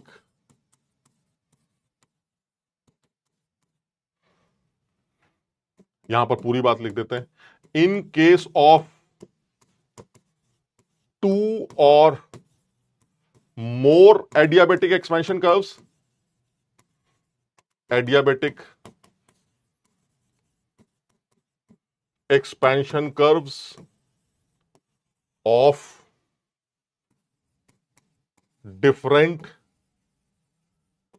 gases A, B and C, then तब क्या होगा? जब एक से ज्यादा एडियाबेटिक कर्व्स हो, देन मोर ढलान, मोर गामा गैस। पता हो समझे बात को? ये खूबसूरत हो गया, एकदम खूबसूरत। यानी जो जो जो जो जो जो जो जो जो इंपॉर्टेंट बात है वो तो बड़ी सीधी है कि भाई साहब आपने जो काम की बात लिखी है वो बड़ा खूबसूरत लग रही है। वो काम की बात ये है सर, काम की बात ये है कि सर जितना ज्यादा ढलान होगा आप एडियाबेटिक माने जाएंगे। चलिए बहुत बढ़िया सर। दूसरी काम की बात ये है कि अगर एक से ज्यादा, यानी आइसोथर्मल और एडियाबेटिक को पहचानने में दर्द नहीं होगा सर, क्योंकि जहां ज्यादा ढलान आ जाएगी वो एडियाबेटिक हो जाएगा। लेकिन सर मान लीजिए वो कहता है कि ये दोनों कर्व एडियाबेटिक है, आप बताइए कैसे डिसाइड करेंगे कौन सा कर्व किस गैस के लिए बनाया गया है? तो जहां ज्यादा ढलान होगी उसका गामा ज्यादा, क्योंकि समझ रहे हो ना बात को, ढलान इज लिंक विद गामा। तो हमने एडियाबेटिक वाले को का स्लोप आइसोथर्मल से ज्यादा इसलिए बोला था क्योंकि उसमें गामा गुने का चेंज है सर। इसी तरह से गामा बढ़ रहा है तो इसका मतलब स्लोप भी बढ़ रहा है। तो हम वो डिसाइड कैसे करेंगे? जितना ज्यादा ढलान होगा वो उस गैस के लिए बनाया गया जिसका गामा ज्यादा होगा। समझो बात को। ये तब होगा जब आप एक्सपेंशन की बात करेंगे। यहीं पर अगर आप कॉन्ट्रैक्शन की बात लिखते हैं तो क्या लिखेंगे? इन कॉन्ट्रैक्शन, इन कॉन्ट्रैक्शन। तो अगर आप कॉन्ट्रैक्शन दिखा रहे हैं या गैस को कंप्रेस कर रहे हैं तो क्या होगा? मोर ढलान, सॉरी मोर चढ़ाई। अब आप चढ़ रहे होंगे, मोर चढ़ाई, ये हो गया आपका एडियाबेटिक, वो हमारा एडियाबेटिक होगा। लेकिन ऐसा भी हो सकता है सर कि अगर एक से ज्यादा एडियाबेटिक कर्व्स हुए तब क्या होगा? तो ये हमारा एक खूबसूरत स्टेटमेंट हो गया। अब दूसरा स्टेटमेंट क्या होना चाहिए? इन case of 2, in case of 2 और more adiabatic compression curves, adiabatic contraction curves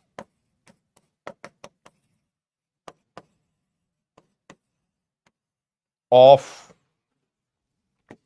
different gases A, B, C, then काम की बात क्या होगी?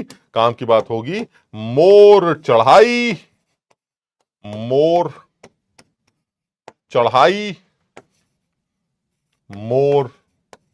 है तो एडियाबेटिक ही, वो तो डिसाइड हो चुका है, लेकिन अब उस एडियाबेटिक में भी कौन सा एडियाबेटिक है सर? मोर चढ़ाई, मोर गामा गैस। समझो बात को, यानी ये जो पूरी कहानी है ये खूबसूरत बात के अंदर आनी चाहिए सर। ये खूबसूरत बात आपने लिख दी है जो कि बहुत सीधी और इंपॉर्टेंट दिखाई देती है।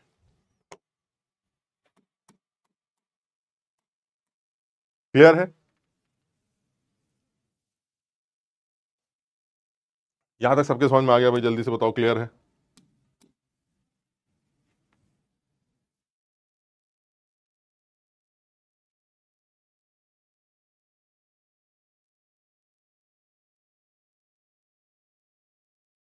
समझ में आ गया भाई? शाबाश। सर काइनेटिक्स वाले शीट मेंस के लिए है या एडवांस के लिए? जो अलग से दी गई है वो मेंस और एडवांस के बीच का लेवल है बेटा, करना पूरा चाहिए, पूरा सॉल्व करो उसको। बहुत बढ़िया, समझ में आ गया, बहुत बढ़िया। तो इसलिए समझ रहे हो बात को, जो ढुर्र वाला है वो नीचे गिरने वाला है, वो भी एडियाबेटिक के लिए है क्योंकि वो एक्सपेंशन का कर्व है। और जब आप कॉन्ट्रैक्शन की बात करते हैं तो चढ़ाई की बात करते हैं, तो जहां ज्यादा चढ़ाई आएगी वो आपका एडियाबेटिक। और जहां एक से ज्यादा कर्व्स बने हो एडियाबेटिक, तो उसमें से कौन सा किस गैस का है? Monoatomic, diatomic. और तुम्हें पता है कि ये कहानी कि जो गामा होती है हमारी, हमने पढ़ रखा है कि जो गामा है वो मोनो वाले का जो है वो सबसे ज्यादा है, और फिर वो गामा डाय वाले का होगा, और फिर वो गामा पॉली या ट्राई एटॉमिक वाले का होगा। तुमने पढ़ रखा है, क्लियर है? तो हम इस तरह से गैसेस के बिहेवियर को भी अंदाजा समझा सकते हैं, अंदाजा लगा सकते हैं। ठीक है, समझ में आ गया? चलिए सर, तो इस तरह के सवाल इसलिए जानबूझ के मैंने दिए थे। अब जैसे ये सवाल था, मैंने ये बनाया हुआ है ना, मुझे जहां तक याद आ रहा है, पता नहीं शायद मैंने सही बनाया है कि नहीं बनाया, लेकिन मुझे जितना क्लियरिटी है वो ये है कि अब ज्यादा से ज्यादा हो क्या सकता है अगर मैं इन कर्व्स की बात करूं तो, और इस तरह का सवाल बन सकता है। मतलब मैंने ये सोच के नहीं बनाया कि इसको करना क्या है, या और अच्छी तरीके से मैं इसको बना सकता था, बट मैं ये दिखाना चाह रहा था बच्चों को कि भाई इस तरह का सवाल तुम्हारे इम्तिहान में आ सकता है कि वो 3 कर्व्स दे दे और वो आपसे कहे कि ये कर्व जो हमने आपको दिए हैं they are actually isothermal and adiabatic curves. It is mention, ये तीनों एडियाबेटिक कर्व्स नहीं है, इनमें से एक आइसोथर्मल है और एडियाबेटिक भी है। तो मैंने कहा कि अगर ऐसा है फिर तो क्लियर है सर, आइसोथर्मल वाला वो होगा जो इन तीनों में सबसे कम ढलान वाला है, क्योंकि ढलान वाले तो एडियाबेटिक होते हैं। तो इसमें इसका मतलब ये हुआ, मुझे जितना समझ में आ रहा है कि जो पहला वाला कर्व है इट इज आइसोथर्मल कर्व। इतना तो क्लियर है सर, पहला वाला कर्व आइसोथर्मल होना चाहिए, क्योंकि अगर वो भी आइसोथर्मल नहीं है तो फिर तो कौन सा आइसोथर्मल होगा?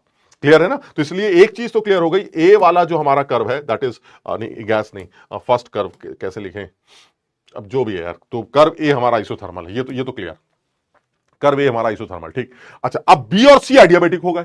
अब बी और सी अगर एडियाबेटिक है तो दोनों ही ढलान वाले हैं, तो सर ज्यादा ढलान किसके पास है? ज्यादा ढलान सी के पास है, तो ये सी वाले के। तो अगर ज्यादा ढलान सी वाले के पास है तो एक चीज तो कंफर्म है, गामा ऑफ सी गैस का, हम नहीं जानते आंसर क्या आएगा क्या नहीं आएगा, gamma of C gas it is greater than gamma of B gas, ये तो क्लियर। और अगर सी गैस का गामा बी गैस के गामे से ज्यादा है तो जो सी गैस है वो किसी भी सूरत में पॉलीएटॉमिक तो नहीं हो सकती या ट्राइएटॉमिक तो नहीं हो सकती, क्योंकि ट्राइएटॉमिक का गामा सबसे कम था।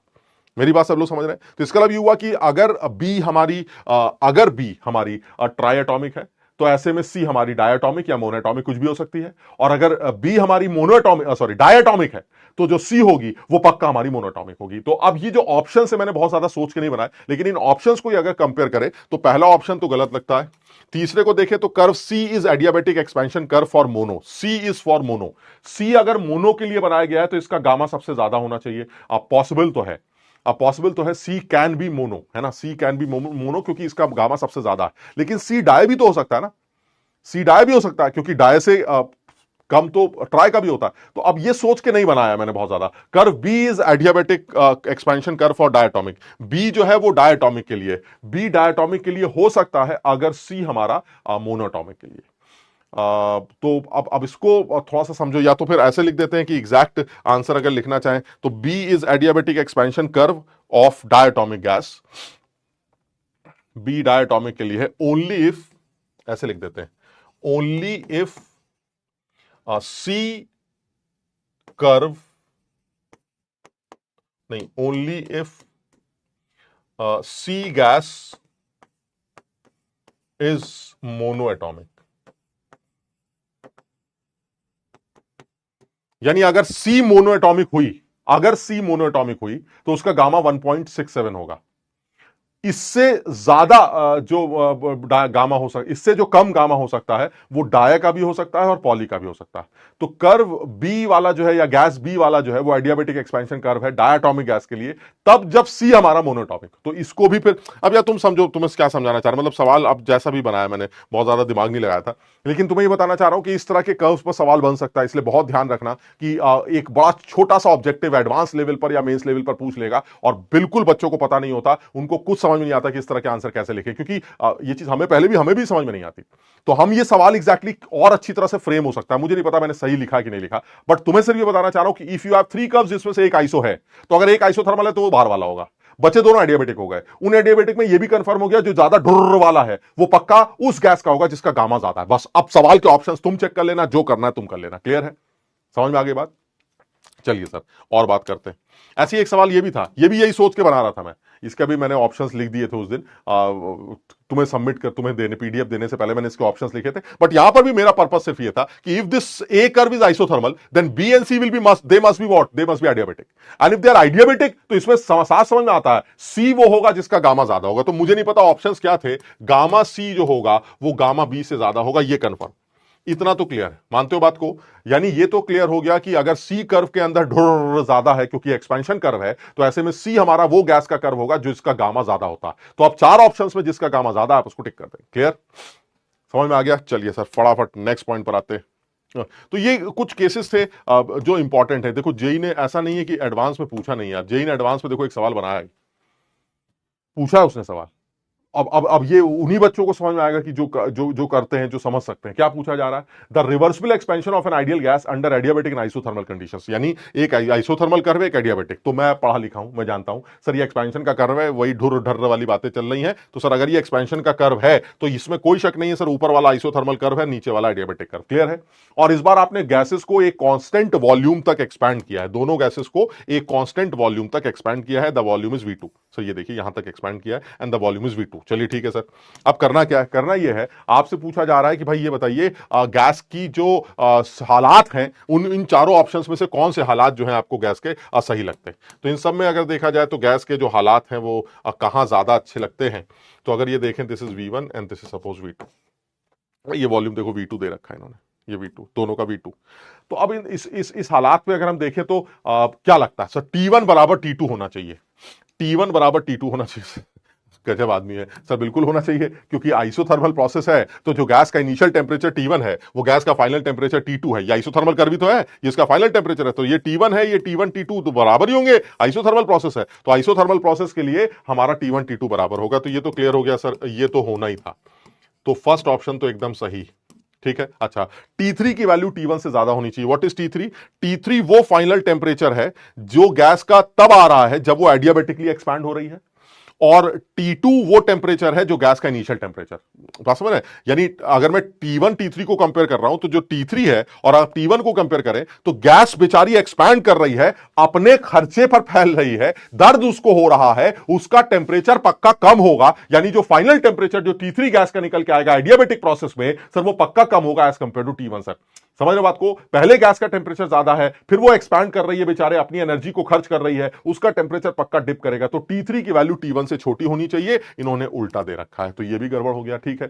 अब आता है isothermal work done adiabatic work done से ज्यादा होगा, वो दिखाई भी दे रहा सर। आइसोथर्मल वर्क डन का जो एरिया है, इसमें बच्चे पूछे पता कैसे चलता है? अबे देखो ना यार, आइसोथर्मल का जो एरिया है वो ये है और एडियाबेटिक का एरिया ये है, तो साफ समझ में आता है सर आइसोथर्मल वर्क डन जो है वो एडियाबेटिक वर्क डन से ज्यादा देखने को मिलेगा। Delta U isothermal is greater then delta U adiabatic. तो देखिए डेल्टा यू आइसोथर्मल की अगर आप बात कर रहे हैं तो डेल्टा यू आइसोथर्मल तो जीरो होता है सर। डेल्टा यू आइसोथर्मल तो जीरो है, इसमें क्या दिमाग लगवा रहे हैं सर, ये तो जीरो ही होता है, इसमें क्या सोचना है। और डेल्टा यू एडियाबेटिक सर ये नेगेटिव होता है, क्यों? क्योंकि सर गैस एक्सपैंड कर रही है सर, गैस एक्सपैंड कर रही है तो गैस अपनी इंटरनल एनर्जी को घटाएगी, तो ये नेगेटिव है वो जीरो है, तो ये भी सही हो गया सर। नहीं समझे बात को सर? ये ऑप्शन भी ठीक लगता है क्योंकि यहां पर भी कुछ ऐसा ही देखने को मिल रहा है, समझ रहे हैं? तो work done by the gas isothermally it is more then work done by the gas adiabatically, and the internal energy change in isothermal process which is zero, and in case of adiabatic the internal energy change is negative. क्यों? क्योंकि gas expand कर रही है, उसकी energy घट रही होगी, वो बेचारा खाना नहीं खा सकती, उसकी एनर्जी घटेगी, इंटरनल एनर्जी की वैल्यू चेंज जीरो से कम आएगा सर, नेगेटिव आएगा। So this is negative, so ultimately this zero is greater than negative value, so this will also be correct. So answer should be A C D. अच्छा सवाल हो गया, clear है? समझ में आया सबके?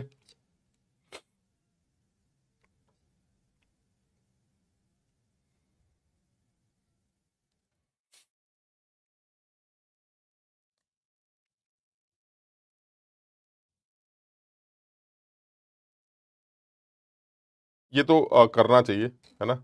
सबको कर लेना चाहिए, क्योंकि हम लोग ने इसी बारे में तो बात भी की थी।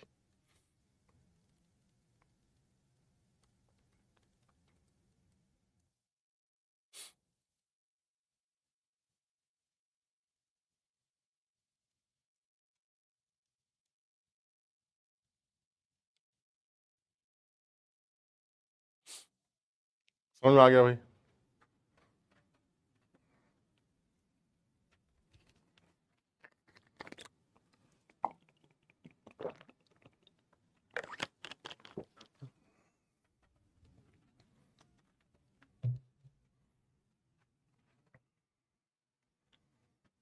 क्लियर है? चलिए सर और बात करते हैं और आगे बढ़ते हैं। कुछ और भी एक आध सवाल है जो करके देखते हैं सर। ये देखिए, आप ये भी करने का है, आप अभी तुमने किया भी है इस तरह का सवाल, तो एक बार फिर से अटेम्प्ट करना। अब जो एक आध कैटेगरी और है उसके बारे में बात करते हैं। जैसे मान लीजिए ये भी एक सवाल था, ये भी अच्छा सवाल है, जिसमें पूछा गया था कि एक मोनोटॉमिक गैस एक्स और एक डायटॉमिक गैस वाई, यानी एक मोनोटॉमिक गैस है और एक डायटॉमिक गैस,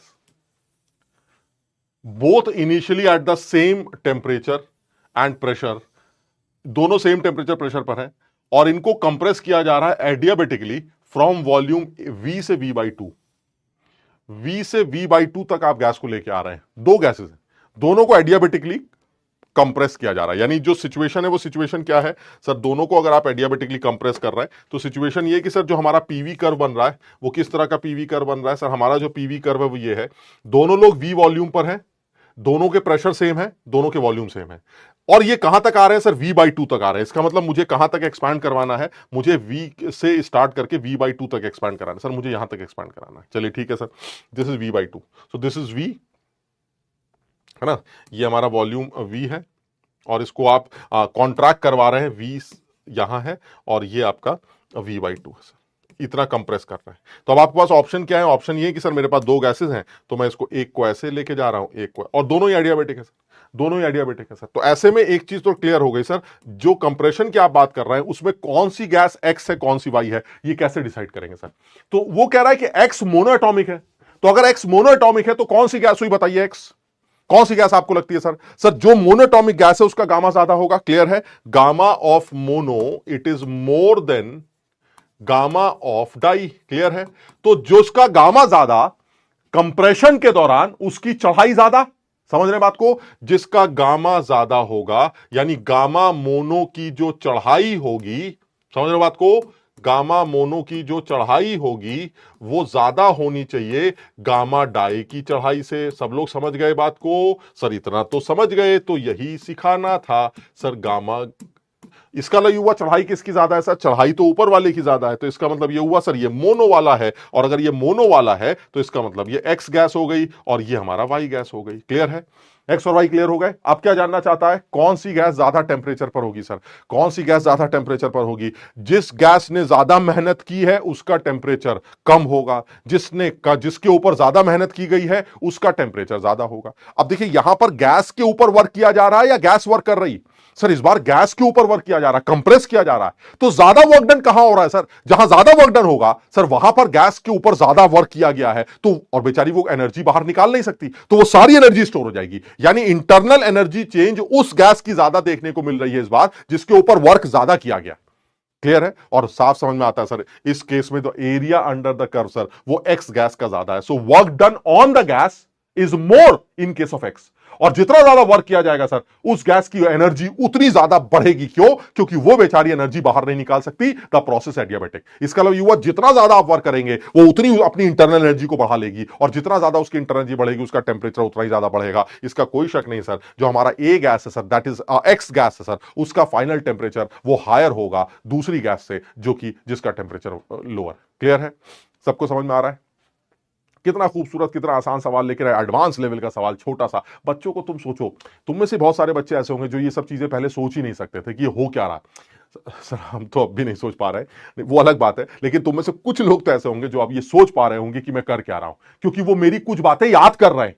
वो अकल नहीं लगा रहे, क्योंकि अकल तो तुम लगा चुके हैं, पिछले 2-3 सालों से अकल लगा रहे हो, तुमने क्या ही सीख लिया, बात समझ रहे हो। आज हम कुछ चीजें सुबह सिखा रहे हैं और उसको समझा रहे हैं और उसको अपनी लैंग्वेज में बता रहे हैं, आप देखेंगे कि आपको ज्यादा समझ में आए। और यही लैंग्वेज भी हमने इजी नोट्स में लिखी है, यही लैंग्वेज, चढ़ाई ढलान ढुर्र पुर्र जो भी कुछ है वो सब वहां पर मेंशन किया गया है ताकि बच्चे को ये चीज समझ में आए।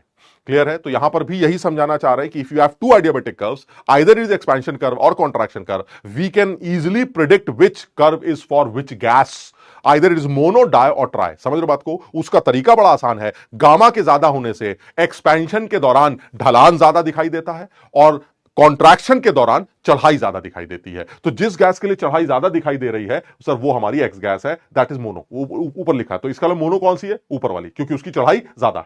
अब एक्स गैस के लिए क्योंकि वर्क डन ज्यादा है, क्योंकि एरिया अंडर द कर्व ज्यादा है, तो ऐसे में सर उसके ऊपर ज्यादा वर्क किया गया है, उसको कंप्रेस करने में ज्यादा मेहनत की गई है, तो एनर्जी ज्यादा स्टोर हो जाएगी। एनर्जी ज्यादा स्टोर हो जाएगी तो उसका टेम्परेचर भी बढ़ जाएगा, यानी एक्स गैस ज्यादा टेम्परेचर पर as compare to Y gas. Clear?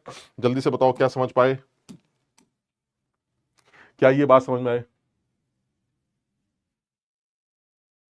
मियां भाई, रूपम दास, लोकेश, शाबाश, हरीश, डुर। अरे देखो यार, उर्र ढुर्र की बजाय बात समझ भी तो रहे हो ना, उर्र ढुर्र तो समझ में आता है, तुम समझ भी रहे हो कि नहीं? ढुर्र तो ऐसे, इसलिए मैंने कहा था यार ढुर्र को एक बार जो है कहीं ना कहीं जाकर समझ लो ना, मेंशन भी कर देना कि यूट्यूब पे जब लिखते हो तो हल्का सा एक लाइन में कि ये एडियाबेटिक एक्सपेंशन के दौरान जो है कर्व का स्लोप है, ऐसे उसको ढुर्र कहते हैं हम, ताकि बच्चों को, वरना हम ही को अजीब सा लग रहा है, तुम साला हमें गाली गलौज कर रहे हो क्या, ढुर्र ढुर्र कर रहे हो, हम तुमसे पूछ रहे हैं तुम्हें समझ में आ रहा है कि नहीं, तुम लिख रहे हो ढुर्र, तो ऐसा लग रहा है यार ये तो बेइज्जती कर रहे हैं, तो इसलिए वो भी देखना पड़ेगा। क्लियर है? बहुत बढ़िया, बहुत सारे बच्चों को समझ में आ गया, और पर्पस भी है। बोथ ऑप्शन सी है, both the same. Both the same कैसे? घनचक्कर आदमी हो, सेम का तो कोई लॉजिक ही नहीं बनता यार, कैसे हो सकता है सेम यार? दो अलग अलग गैसेस हैं, वर्क डन अलग अलग है, एनर्जी का स्टोरेज अलग अलग होगा, तो सेम तो आ ही नहीं सकता। मतलब मैं तो ये इस सवाल का आंसर सी, मतलब पक्का टिक करके आ जाता अगर वो पूछता कि कौन सा ऑप्शन गलत है, तो इसमें तो आंख बंद करके ऑप्शन लिख देते सी, क्योंकि सेम तो होना ही नहीं है, इसमें सोचना है। क्या समझ में आया? हाँ, बहुत सारे बच्चे ऐसे हो सकते हैं जो कांट से करके लिख दें, क्योंकि हो सकता है उनको ये सब बातें समझ में ना आती हो, हमें कैसे पता चलेगा ये क्या बकवास है। और वैसे भी कुछ बच्चों के कमेंट, एक आध बच्चों के आए थे, वो सब समझदार लोग हैं, वो उन्होंने लिखा था सर हम थोड़ा सा दिमाग जो है वो पी गामा या वी गामा वाले प्रोसेस से भी तो निकाल के लगा सकते हैं ना सर, जो हमें आपने एक्सप्रेशंस बताए थे सर, उनको भी तो यूज कर सकते हैं। PV gamma constant, TV gamma -1 constant, P की बार 1 माइनस गामा, टी रेस पर गामा कांस्टेंट, अंदाजा लगा सकते हैं सर, क्योंकि गामा की वैल्यू आपको पता है किसकी ज्यादा है, तो टेम्परेचर फाइनली किसका ज्यादा होगा अंदाजा लगा सकते हैं। मैं तो लगा सकता हूं, मतलब मुझे नहीं पता तुम्हारा क्या सीन है, बट मैं लगा सकता हूं।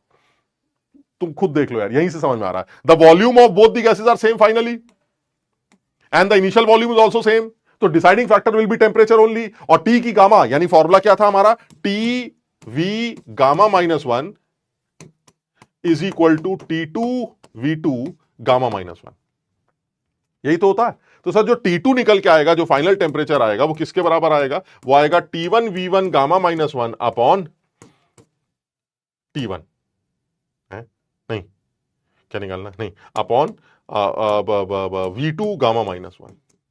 यानी T1 into V1 by V2 raise to power gamma minus 1। T1 सबका कॉमन है, V1 V2 कॉमन है, तो जो भी डिसाइडिंग फैक्टर है वो गामा है। जिसका गामा ज्यादा है उसका टेम्परेचर ज्यादा है, जिसका गामा कम है उसका टेम्परेचर कम है। तो मतलब अब लेकिन ये वो है जो नॉर्मल है यार, ये है अलग सर, ये सोच अलग है सर। ये आपकी बात है सर, ये आपकी सोच है, सही है सर। ये तो सारी किताबें यही लिखती हैं सर, हर किताब में यही एक्सप्लेनेशन दे दिया जाएगा सर। टीवी गामा कांस्टेंट है, T2 लगा दो, ये आ गया हो गया। तो जिसका गामा ज्यादा उसका T2 ज्यादा सर, ये तो गणित है सर, लेकिन ये सोच है सर, ये केमिस्ट्री है सर, ये केमिस्ट्री है, मजेदार है सर। क्लियर है? हाँ, टेम्परेचर निकालना होगा तो भी निकाल देंगे, आप टेम्परेचर यहां से निकाल लाइए, इनिशियल टेम्परेचर दे दीजिएगा T1। V1 V2 की वैल्यू आपको पता ही है, V1 की वैल्यू V है और V2 की वैल्यू V/2 है। गामा आपको पता ही मोनो दोनों का क्या होता है सर, सिर्फ T1 दे दीजिए, आपको T2 निकाल देंगे। नहीं समझे? ये सब कैसे गंदी गंदी बातें कर रहे हो भाई, ये तो बड़ा आसान है। यही एक सोच आ जाए ना तो एक अलग कॉन्फिडेंस आएगा, लोगों की बैंड बजती है इन बातों से, बैंड, समझते बात को, ढम ढम ढम ढम ढम। चलिए रात के डाउट्स भी देख लेते हैं सर। आइसोथर्मल एडियाबेटिक कर्व्स में, एडियाबेटिक वाले कर्व्स में हम वो 3 इक्वेशन लगा सकते हैं क्या? वीवी का, हाँ बिल्कुल लगा सकते हैं एडियाबेटिक वाले।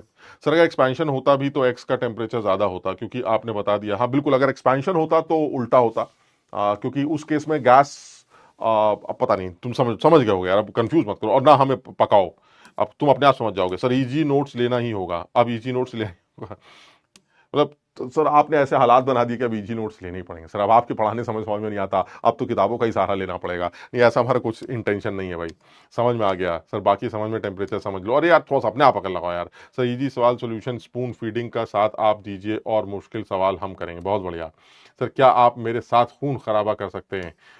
सर आपको चाय हमेशा डिस्पोजेबल में ही क्यों चाहिए होती है? सर कल रात वाला डाउट काफी खतरनाक था, तो सोच कि जब विक्ट्री सेलिब्रेशन हो तो ही पूछ लूंगा। गौरव तभी पूछ लेना, क्योंकि हालात ठीक नहीं लग रहे हैं, तुम्हारा डाउट लग रहा है ठीक नहीं है। Easy notes are very helpful, thank you so much. Sir सीधा वर्क डन देख के भी निकाल, जैसा चले, जैसा दिल करे यार, मैं तो तुम्हारे अंदर वो डालना चाह रहा हूँ। सर आंखें खुली हो या बंद हो, वो गाना सुनता हूं तो आपका चेहरा ही दिखाई देता है। बहुत बढ़िया। इसे ये हमें तो कुछ और दिखाई देता है, समझ बात को, हमें तो शक हो रहा है। तो खैर जो भी है, तो ये सबको समझ में आ गया भाई, क्लियर है? आगे बढ़े। बहुत बढ़िया सर, हमने अपनी तरफ से पूरी कोशिश की है तो मैं ये बात समझ में आ जाए। मैं अपनी तरफ से वैसे एक सवाल कुछ देना तो चाह रहा हूं, और कल मैंने कहा भी था, शायद मैंने दिया भी था। ये वो सवाल है जो तुम्हारी आंखें खोल देगा इस पूरे टॉपिक के मैथमेटिकल इंटरप्रिटेशन को अगर देखा जाए तो। ये मैथमेटिकल, ये बड़ा स्टम्पर मैंने लिखा पहले, जब मैं क्लास लेना मैंने स्टार्ट किया था, तो उस टाइम पर लोगों ने मुझको बताया कि जो है आपको अपने कुछ कुछ बातें बनानी पड़ती हैं ऑनलाइन क्लासेस के लिए, है ना, कि ताकि बच्चे आपको पहचान सकें। तो कुछ तो आपको अलग से करना पड़ेगा पढ़ाते वक्त, है ना। या तो आप उल्टे खड़े हो जाइएगा, या दोनों हाथ ऊपर कर लीजिएगा, या करके पढ़ाया करिएगा, ताकि बच्चे कहें ये वो वाला मास्टर ऐसे। तो हमें समझ में नहीं आता था यार हम क्या करें, क्योंकि समझ बात को, ऑनलाइन टीचिंग में बहुत ज्यादा। तो हमने कुछ ऐसा करा कि अच्छे सवाल को स्टम्पर लिखना है। स्टम्पर मतलब खतरनाक, जिससे आदमी बोल्ड हो जाता है, ऐसे बोल्ड हो गया आदमी। तो हमने उनको स्टम्पर, फिर हमने लगा यार लोगों ने कुछ इसको तवज्जो ही नहीं दी, लोग कुछ स्टम्पर को फैलाया ही नहीं, जैसे होता ना यूट्यूब वगैरह पे फैला दे। तो फिर हमने सोचा आप क्या करें, तो हमने खूबसूरत बात लिखना शुरू किया, तो लोगों ने उसको पसंद किया। तो हमने कहा ये बहुत बढ़िया है। तो ये पुराना है कि ये स्टम्पर के नाम से, तो ये स्टम्पर वगैरह कुछ नहीं है, ये अच्छे सवाल को हम स्टम्पर लिखते थे। ये क्वेश्चन है ना, एक क्वेश्चन की बात कर रहा है। ये एक अच्छा सवाल है जिसमें काफी कुछ दिया गया है, आपको अपने हिसाब से अकल लगानी है। मैं इसका पूरा सोल्यूशन तुम्हें अगली क्लास में दूंगा, बट मैं ये चाह रहा हूं कि तुम इस पूरे खेल को समझो। इस सवाल को करने से पहले अब मैं एक आखिरी बात, आखिरी तो नहीं, इस आइडियाबैटिक आइसोथर्मल और इन सब के वर्क डन कैलकुलेशंस बारे में एक बात ये फाइनली जोड़ना जरूर चाह रहा हूं कि जो अब तक तुमने किया है वो ये है कि अगर मैं आइसोथर्मल प्रोसेस की बात करूं तो वर्क डन निकालना मेरे लिए आसान है, वो दोनों तरीके से निकालना आसान है, चाहे वो रिवर्सिबल प्रोसेस हो चाहे वो इरिवर्सिबल प्रोसेस हो। इनफैक्ट सर अभी तो आपने ये भी बताया था कि अगर खट खट खट खट खट वाला भी प्रोसेस हुआ तो भी वर्क डन निकाल सकता हूं मैं, क्योंकि तब मैं इंडिविजुअल वर्क डन्स को आपस में ऐड कर दूंगा सर, और इंडिविजुअल वर्क डन्स को ऐड करके भी अपना काम चला सकता हूं सर। और लेकिन वो प्रोसेस होगा इरिवर्सिबली, यानी एक केस का आंसर आएगा P external V2 minus V1, फिर दूसरे का आंसर आएगा P external V2 minus V1, सारे P external V2 minus V1 को ऐड करता जाऊंगा। बस आप इतना बता दीजिए P1 P2 या V1 V2 की वैल्यूज क्या रखनी। तो मैंने एक्सप्रेशन याद कर रखा था NRT P2 by P1 minus 1 वाला, और उसको यूज करके मैं आराम से इंडिविजुअल स्टेप्स के वर्क डन कैलकुलेट कर पा रहा था। तो यहां पर भी जो डिस्कशन करनी है वो यही है कि अगर एडियाबेटिक प्रोसेस की आपने बात की थी, तो एडियाबेटिक प्रोसेस में भी रिवर्सिबल प्रोसेस की अगर आप बात करें, यानी अगर आप रिवर्सिबल एडियाबेटिक की बात कर रहे हैं, तो रिवर्सिबल एडियाबेटिक के केस में भी वर्क डन निकालना हमारे लिए बड़ा आसान था। और रिवर्सिबल एडियाबेटिक के लिए वर्क डन निकालते वक्त आपने क्या बोला था कि सर जो भी वर्क डन आएगा वो अल्टीमेटली सॉल्व करके NCV T2 माइनस T1 से ही निकाला जाएगा। और इसको अगर और तमीज से लिखा जाए तो क्या लिख सकते हैं सर? इसको लिख सकते हैं आप P2V2 minus P1V1 upon gamma minus 1 upon gamma minus 1। आप ऐसे भी इसको मेंशन कर सकते हैं। और रीजन बहुत क्लियर है। रीजन क्या है सर? रीजन ये कि आप इसको डिराइव भी करके देख सकते हो। देखो अगर मैं तुम्हें दिखाऊं, यहां से नीचे आता हूं, मैं क्या करूंगा? मैं सीवी को लिख दूंगा। मुझे पता है सीवी इज इक्वल टू,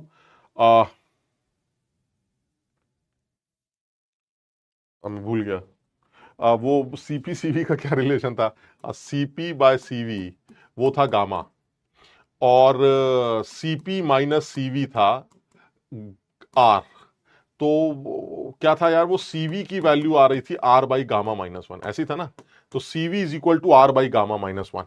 तो ये हो जाएगा आर अपॉन गामा माइनस 1। तो अगर मैं सीवी की जगह ये डाल दूं तो क्या हो जाएगा? N R upon gamma minus 1। अंदर क्या आ जाएगा? T2 minus T1। थोड़ा और तमीज से लिखें तो क्या लिख सकते हैं? थोड़ा और तमीज से लिखें तो इसको लिख सकते हैं, NRT2 को लिख सकते हैं P2V2, और NRT1 को लिख सकते हैं P1V1, और नीचे तो गामा माइनस 1 चल ही रहा। तो ये एक्सप्रेशन जो है फिर ये बन जाए। यानी कहने का मतलब ये हुआ कि मैं वर्क डन, अगर आप रिवर्सिबल एडियाबेटिक प्रोसेस की बात कर रहे हैं तो वर्क डन निकालने के लिए इन दोनों में से कुछ भी यूज कर सकता हूं। इन दोनों में कुछ भी यूज करने का मतलब वो डिपेंड करता है सवाल में क्या दे रखा है। सर अगर आपको सवाल में P2V2 P1V1 दे रखे हैं तो गामा, ये इक्वेशन यूज कर लीजिएगा। हाँ, क्योंकि एडियाबेटिक है, रिवर्सिबल, तो वो सारे एक्सप्रेशन एप्लीकेबल, यानी इसके साथ साथ इसको हटाई देते हैं। ये सब लोग समझ गए ना यार ये क्या हो रहा है? ये हम पहले भी कर चुके हैं कि सीवी की value R by gamma minus 1 होती है, यहां से निकाली जाती है, तो इसको हटा देते हैं। तो अब काम की बात क्या है? काम की बात ये है कि यहां से हम जो भी यूज कर सकते हैं एक्सप्रेशंस, वो क्या क्या है? सर मैं P1V1 gamma is equal to P2V2 gamma का इस्तेमाल कर सकता हूं सर। दूसरा सर, मैं T1V1 gamma minus 1 is equal to T2V2 gamma minus 1 का भी इस्तेमाल कर सकता हूं। और तीसरी बात है सर, मैं P1 minus gamma T1 gamma is equal to P2 minus gamma T2 gamma का भी इस्तेमाल कर सकता हूं। सर मामला रिवर्सिबल है सर, इसलिए मुझे कोई तकलीफ नहीं है, मैं इन तीनों में से किसी भी चीज का इस्तेमाल कर सकता हूं और बहुत बहुत आसानी से ये काम कर सकता हूं। क्लियर है? सब लोग को ये वाली बात समझ में आ गई थी? तो सर इसका मतलब ये हुआ कि अल्टीमेटली अगर देखें तो ये जो एक्सप्रेशंस आपने बताए हैं, इन एक्सप्रेशंस का यूज किया जा सकता है और वर्क डन वगैरह कैलकुलेट किए जा सकते हैं, लेकिन तब जब आप रिवर्सिबल प्रोसेस की बात कर रहे हो।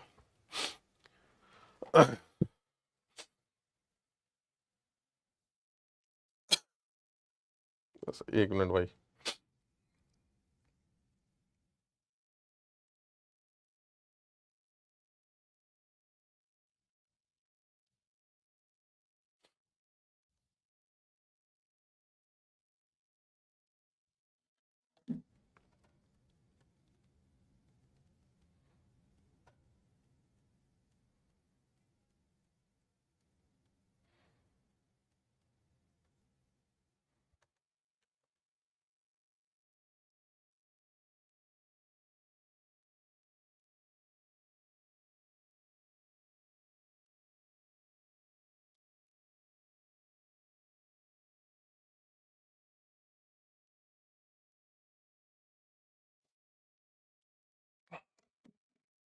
क्लियर है? ये वाली बात समझ में आ गई?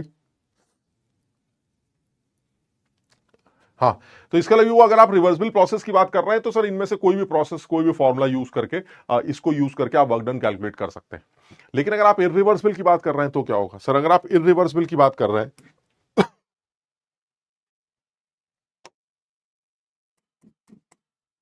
इरिवर्सिबल एडियाबेटिक की बात कर रहे हैं,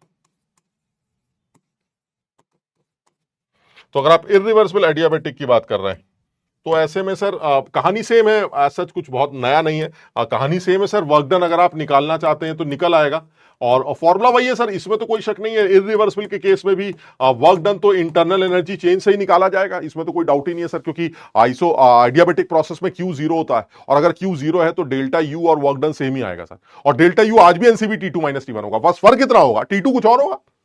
पास में ना, यानी दोनों सूरतों में गैस के द्वारा किया गया कार्य या गैस पर किया गया कार्य वो अलग अलग है। तो कार्य अलग है तो इंटरनल एनर्जी चेंज अलग होगा, इंटरनल एनर्जी चेंज अलग हुआ तो टेम्परेचर अलग होगा। तो एक केस का जो टेम्परेचर है T2, वो रिवर्सिबल वाला T2 कुछ और होगा, और इररिवर्सिबल वाला T2 कुछ और होगा, इसमें कोई शक ही नहीं। और इनफैक्ट मुझे तो यह भी लगता है कि तुम ये भी पहचान सकते हो यार, अगर थोड़ी सी अकल लगाओ, जरा जोर मारना, अगर गैस रिवर्सिबली एक्सपैंड कर रही है और गैस इररिवर्सिबली एक्सपैंड कर रही है टिल फाइनल वॉल्यूम और प्रेशर, तो गैस का फाइनल टेम्परेचर जो है वो कहां पर ज्यादा निकल के आएगा, ये आप कैसे प्रिडिक्ट करेंगे, जरा सोच के बताइए। गैस रिवर्सिबली एक्सपैंड कर रही है और एक केस में इररिवर्सिबली एक्सपैंड कर रही है, कहां पर उसका टेम्परेचर ज्यादा है? सर आप समझिए बात को, रिवर्सिबल प्रोसेस में गैस के द्वारा किया गया कार्य ज्यादा होता है, याद है? रिवर्सिबल प्रोसेस में गैस के द्वारा किया गया कार्य ज्यादा आ रहा था, तो अगर रिवर्सिबल प्रोसेस में गैस के द्वारा किया गया कार्य ज्यादा है तो इसका मतलब गैस बेचारी ज्यादा टेम्परेचर लूज कर देगी सर, उसका टेम्परेचर ज्यादा कम हो जाएगा, समझ रहे बात को। और अगर इररिवर्सिबल प्रोसेस की बात करते हैं तो गैस के द्वारा किया गया कार्य कम है, और अगर काम कम है तो उसका टेम्परेचर सर ज्यादा रहेगा, क्योंकि उसकी एनर्जी कम खर्च होगी, एनर्जी कम खर्च होगी तो उसका टेम्परेचर ज्यादा होगा सर। यानी मैं उसको रफली कंपेयर कर सकता हूं, लेकिन एग्जैक्टली वैल्यू क्या निकल के आने वाली है वो तो मुझे कैलकुलेट करके ही देखना पड़ेगा। यानी कहने का मतलब ये हुआ कि अगर प्रोसेस के बारे में बात हो रही है तो हम थोड़ा सा अंदाजा इस तरह से लगा भी सकते हैं कि कहां टेम्परेचर कम है, कहां टेम्परेचर ज्यादा है। Reversible work done by the gas is more as compare to irreversible work done. और जब आप उल्टा काम करते हैं, जब आप गैस को दबाते हैं तो इररिवर्सिबल वर्क डन ज्यादा होता है रिवर्सिबल वर्क डन से, समझ लो ना मेरी बात को। तो वो थोड़ा सा हमें उस थ्योरेटिकली इस पर कोई डिस्कशन हमसे कभी आगे किया जा सकता। बहरहाल तो answer NCV T2 minus T1 से निकलेगा। और फिर वही यहां पर भी वही है सर, क्या सीवी की value R by gamma minus 1 लिख सकते हैं? नहीं लिख सकते सर, ये इररिवर्सिबल प्रोसेस है। तो इररिवर्सिबल प्रोसेस से क्या लेना देना? अरे भाई सीपी माइनस सीवी बात हो चुकी है, या आर होता है। इसको बताते वक्त क्या मैंने बताया था कि रिवर्सिबल है कि इररिवर्सिबल? नहीं। और क्या ये तुम्हें बताया रिवर्सिबल इररिवर्सिबल में सीपी बाई सीवी गामा होता है? अरे सर ये तो हमेशा होता है, पॉइजन्स रेशियो तो हमेशा सीपी बाई सीवी होता है, और इन दोनों को यूज करके सीवी की जगह आज भी आर बाई गामा माइनस 1 रख सकते हैं। तो अगर आप इसको आज भी आर बाई गामा माइनस 1 रख सकते हैं तो एक्सप्रेशन फिर से P2V2 minus P1V1 upon gamma minus 1 बन जाएगा। सर फर्क सिर्फ इतना है कि इस बार जो P2V2 की वैल्यू है वो पहले वाले P2V2 से अलग निकल के आएगी। तो अब सर अब आप सवाल कैसे सॉल्व करेंगे, अब वर्क डन कैसे निकालेंगे? तो देखिए बड़ा क्लियर है, वहां पर आपको इस वर्क डन को कैलकुलेट करने के लिए बहुत मदद मिलती थी, टीवी गामा, पीवी गामा, हमारा गामा, तुम्हारा गामा। आज आपके पास कोई इक्वेशन नहीं, because the process is reversible. तो ऐसे में मैंने बताया था यही इक्वेशन आपको कैलकुलेट करके देती है। कैसे sir? N C V T2 minus T1 is equal to क्या लिखते थे sir? P2V2 minus P1V1 upon gamma minus 1 जैसे लिखा जाता। कैसे चेंज कर सकते थे सर? इसी एनसीवी T2 माइनस T1 को आप किसी और तरह से भी कैलकुलेट कर सकते थे, किसी और तरह से भी कैलकुलेट कर सकते थे। तब क्या करते थे सर? आपने बताया था कि minus P external V2 minus V1 is the work done, याद है? V2 माइनस V1 हमारा वर्क डन था सर, इररिवर्सिबल प्रोसेस सर, ये हमारा वर्क डन होता है। और इस वर्क डन की बात अगर करें तो इस वर्क डन में बहुत आसानी से यह काम किया जा सकता है कि आप इस प्रोसेस में NCV T2 minus T1 P external generally P2 के बराबर होता है अगर तुम्हें याद हो, और V2 की जगह आप क्या रख सकते थे सर? V2 की जगह रख सकते थे nRT2 by P2 minus nRT1 by P1। Sir इस एक्सप्रेशन को यूज करके आप T2 कैलकुलेट कर सकते हैं। सर मैंने पहले भी बताया था, ये बहुत कम बच्चों को पता है। इस पर एक सवाल जो आज मैंने दिया है वो तुम करके देखना। आज मैं एक सवाल, आज के लिए तुम्हारा वही सवाल बहुत है सर, समझ, आज पूरा सवाल बैंड बजा देगा एकदम। तो आप उस सवाल को करिएगा सॉल्व, मैं कल उसका डिस्कशन भी कर दूंगा। लेकिन जो इंपॉर्टेंट है वो ये है कि सर बच्चों को पता ही नहीं है कि इररिवर्सिबल प्रोसेस में सर T2 कहां से निकल के आएगा, क्योंकि इक्वेशन वैलिड नहीं है sir. PV gamma equation valid नहीं है, PV gamma minus 1 equation valid नहीं है सर, कुछ भी वैलिड नहीं। तो ऐसे में फिर आप वर्क डन कैसे निकालेंगे? तो वो उस केस में वर्क डन निकालने का तरीका आप इस एक्सप्रेशन का इस्तेमाल करते हैं सर। ये है इंटरनल एनर्जी चेंज, सारे बच्चे जानते होंगे sir. This is change in internal energy, that is delta U, and this is work done sir, this is W. और हम सब जानते हैं कि internal energy change work done के बराबर तब होती है जब आप आइडियाबैटिक प्रोसेस की बात करें। तो इस आइडियाबैटिक प्रोसेस में इस इक्वेशन को यूज करके आप T2 कैलकुलेट करके यहां पुट कर सकते हैं और आपको वर्क डन मिल जाएगा। क्लियर है? तो ये सवाल एक बार करोगे तो तुम्हें समझ में आएगा, ये इंपॉर्टेंट है, इसको एक बार करने की कोशिश करना, तुम्हें ये समझ में आएगा। तो ये एक सवाल मैंने तुम्हें दिया है, उसके अंदर ये सारी खूबियां, ये देखिए आप, सारी खूबियां क्या सर। एक बार आपको दिखाया जा रहा है कि गैस को हम 10 ATM undergoes 3 different expansions to final pressure 1 ATM, यानी गैस 3 तरह से एक्सपैंड कर रही है। एक आइसोथर्मल एक्सपेंशन हो रहा है, एक एडियाबैटिक रिवर्सिबल हो रहा है, और एक इररिवर्सिबल एडियाबैटिक हो रहा है।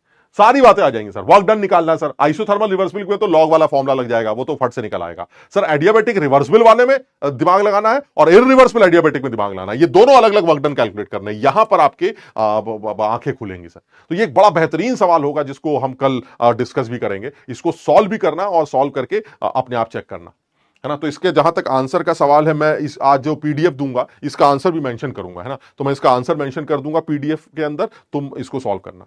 इसी के यहीं पर इसके आंसर मेंशन कर दूंगा। अभी मुझे आंसर पता नहीं है तो मैं देख लूंगा आंसर, फिर तुम्हें दे दूंगा, ठीक है। तो इसको सॉल्व करना। चलिए सर और आगे बात करते हैं। नेक्स्ट क्या बात निकल के आती है? देखिए नेक्स्ट जो इंपॉर्टेंट है और बहुत आसान है सर। देखिए वर्क डन कैलकुलेशन के बारे में कुछ कुछ इक्वेशंस तो आपने बता दी कि इन इक्वेशंस को यूज करके हम वर्क डन वगैरह निकाल सकते हैं, ठीक है सर। और वर्क डन के लिए कहानी बड़ी क्लियर हो गई sir. P external into D V करके वर्क डन निकाला जा सकता है। पी एक्सटर्नल सर वेरिएबल भी हो सकता है, वी एक्सटर्नल कांस्टेंट भी हो सकता है, उसके अकॉर्डिंगली मेरी इक्वेशन चेंज हो जाती है, ठीक। अब अगर मैं isobaric process, isothermal process, isochoric process या एडियाबैटिक प्रोसेस में वर्क डन के बारे में बात करूं तो मेरी अकल यह कहती है कि आइसोबारिक प्रोसेस एक ऐसा प्रोसेस होता है जिसमें प्रेशर हमारा थ्रू आउट कांस्टेंट रहता है। तो अगर प्रेशर थ्रू आउट कांस्टेंट है तो जो वर्क डन निकल के आएगा, यानी अगर मैं आइसोबारिक प्रोसेस की बात करूं तो कौन सा प्रोसेस होगा सर? ये गैस की इनिशियल स्टेज P1 और गैस P1 पर ही रहेगी सर, ये गैस की फाइनल स्टेज है। सो this is stage 2 in case of isobaric process. तो अल्टीमेटली गैस यहां से यहां आ रही है, प्रेशर इज P1, तो वर्क डन कैसे निकाला जाएगा? तो सर ऐसे में तो अकल लगाने की जरूरत ही नहीं सर। वर्क डन तो एरिया अंडर द कर्व होता है सर, और area under the curve sir इतना बड़ा निकल के आएगा sir. This is the area under the curve, और ये जो एरिया अंडर द कर्व निकल के आ रहा है ये आइसोबारिक प्रोसेस का वर्क डन होगा जो इन सब में सबसे बड़ा होगा।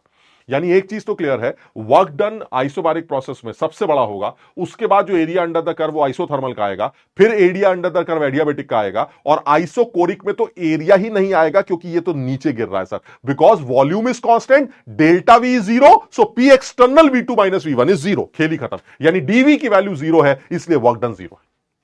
मेरी बात सब लोग समझ रहे?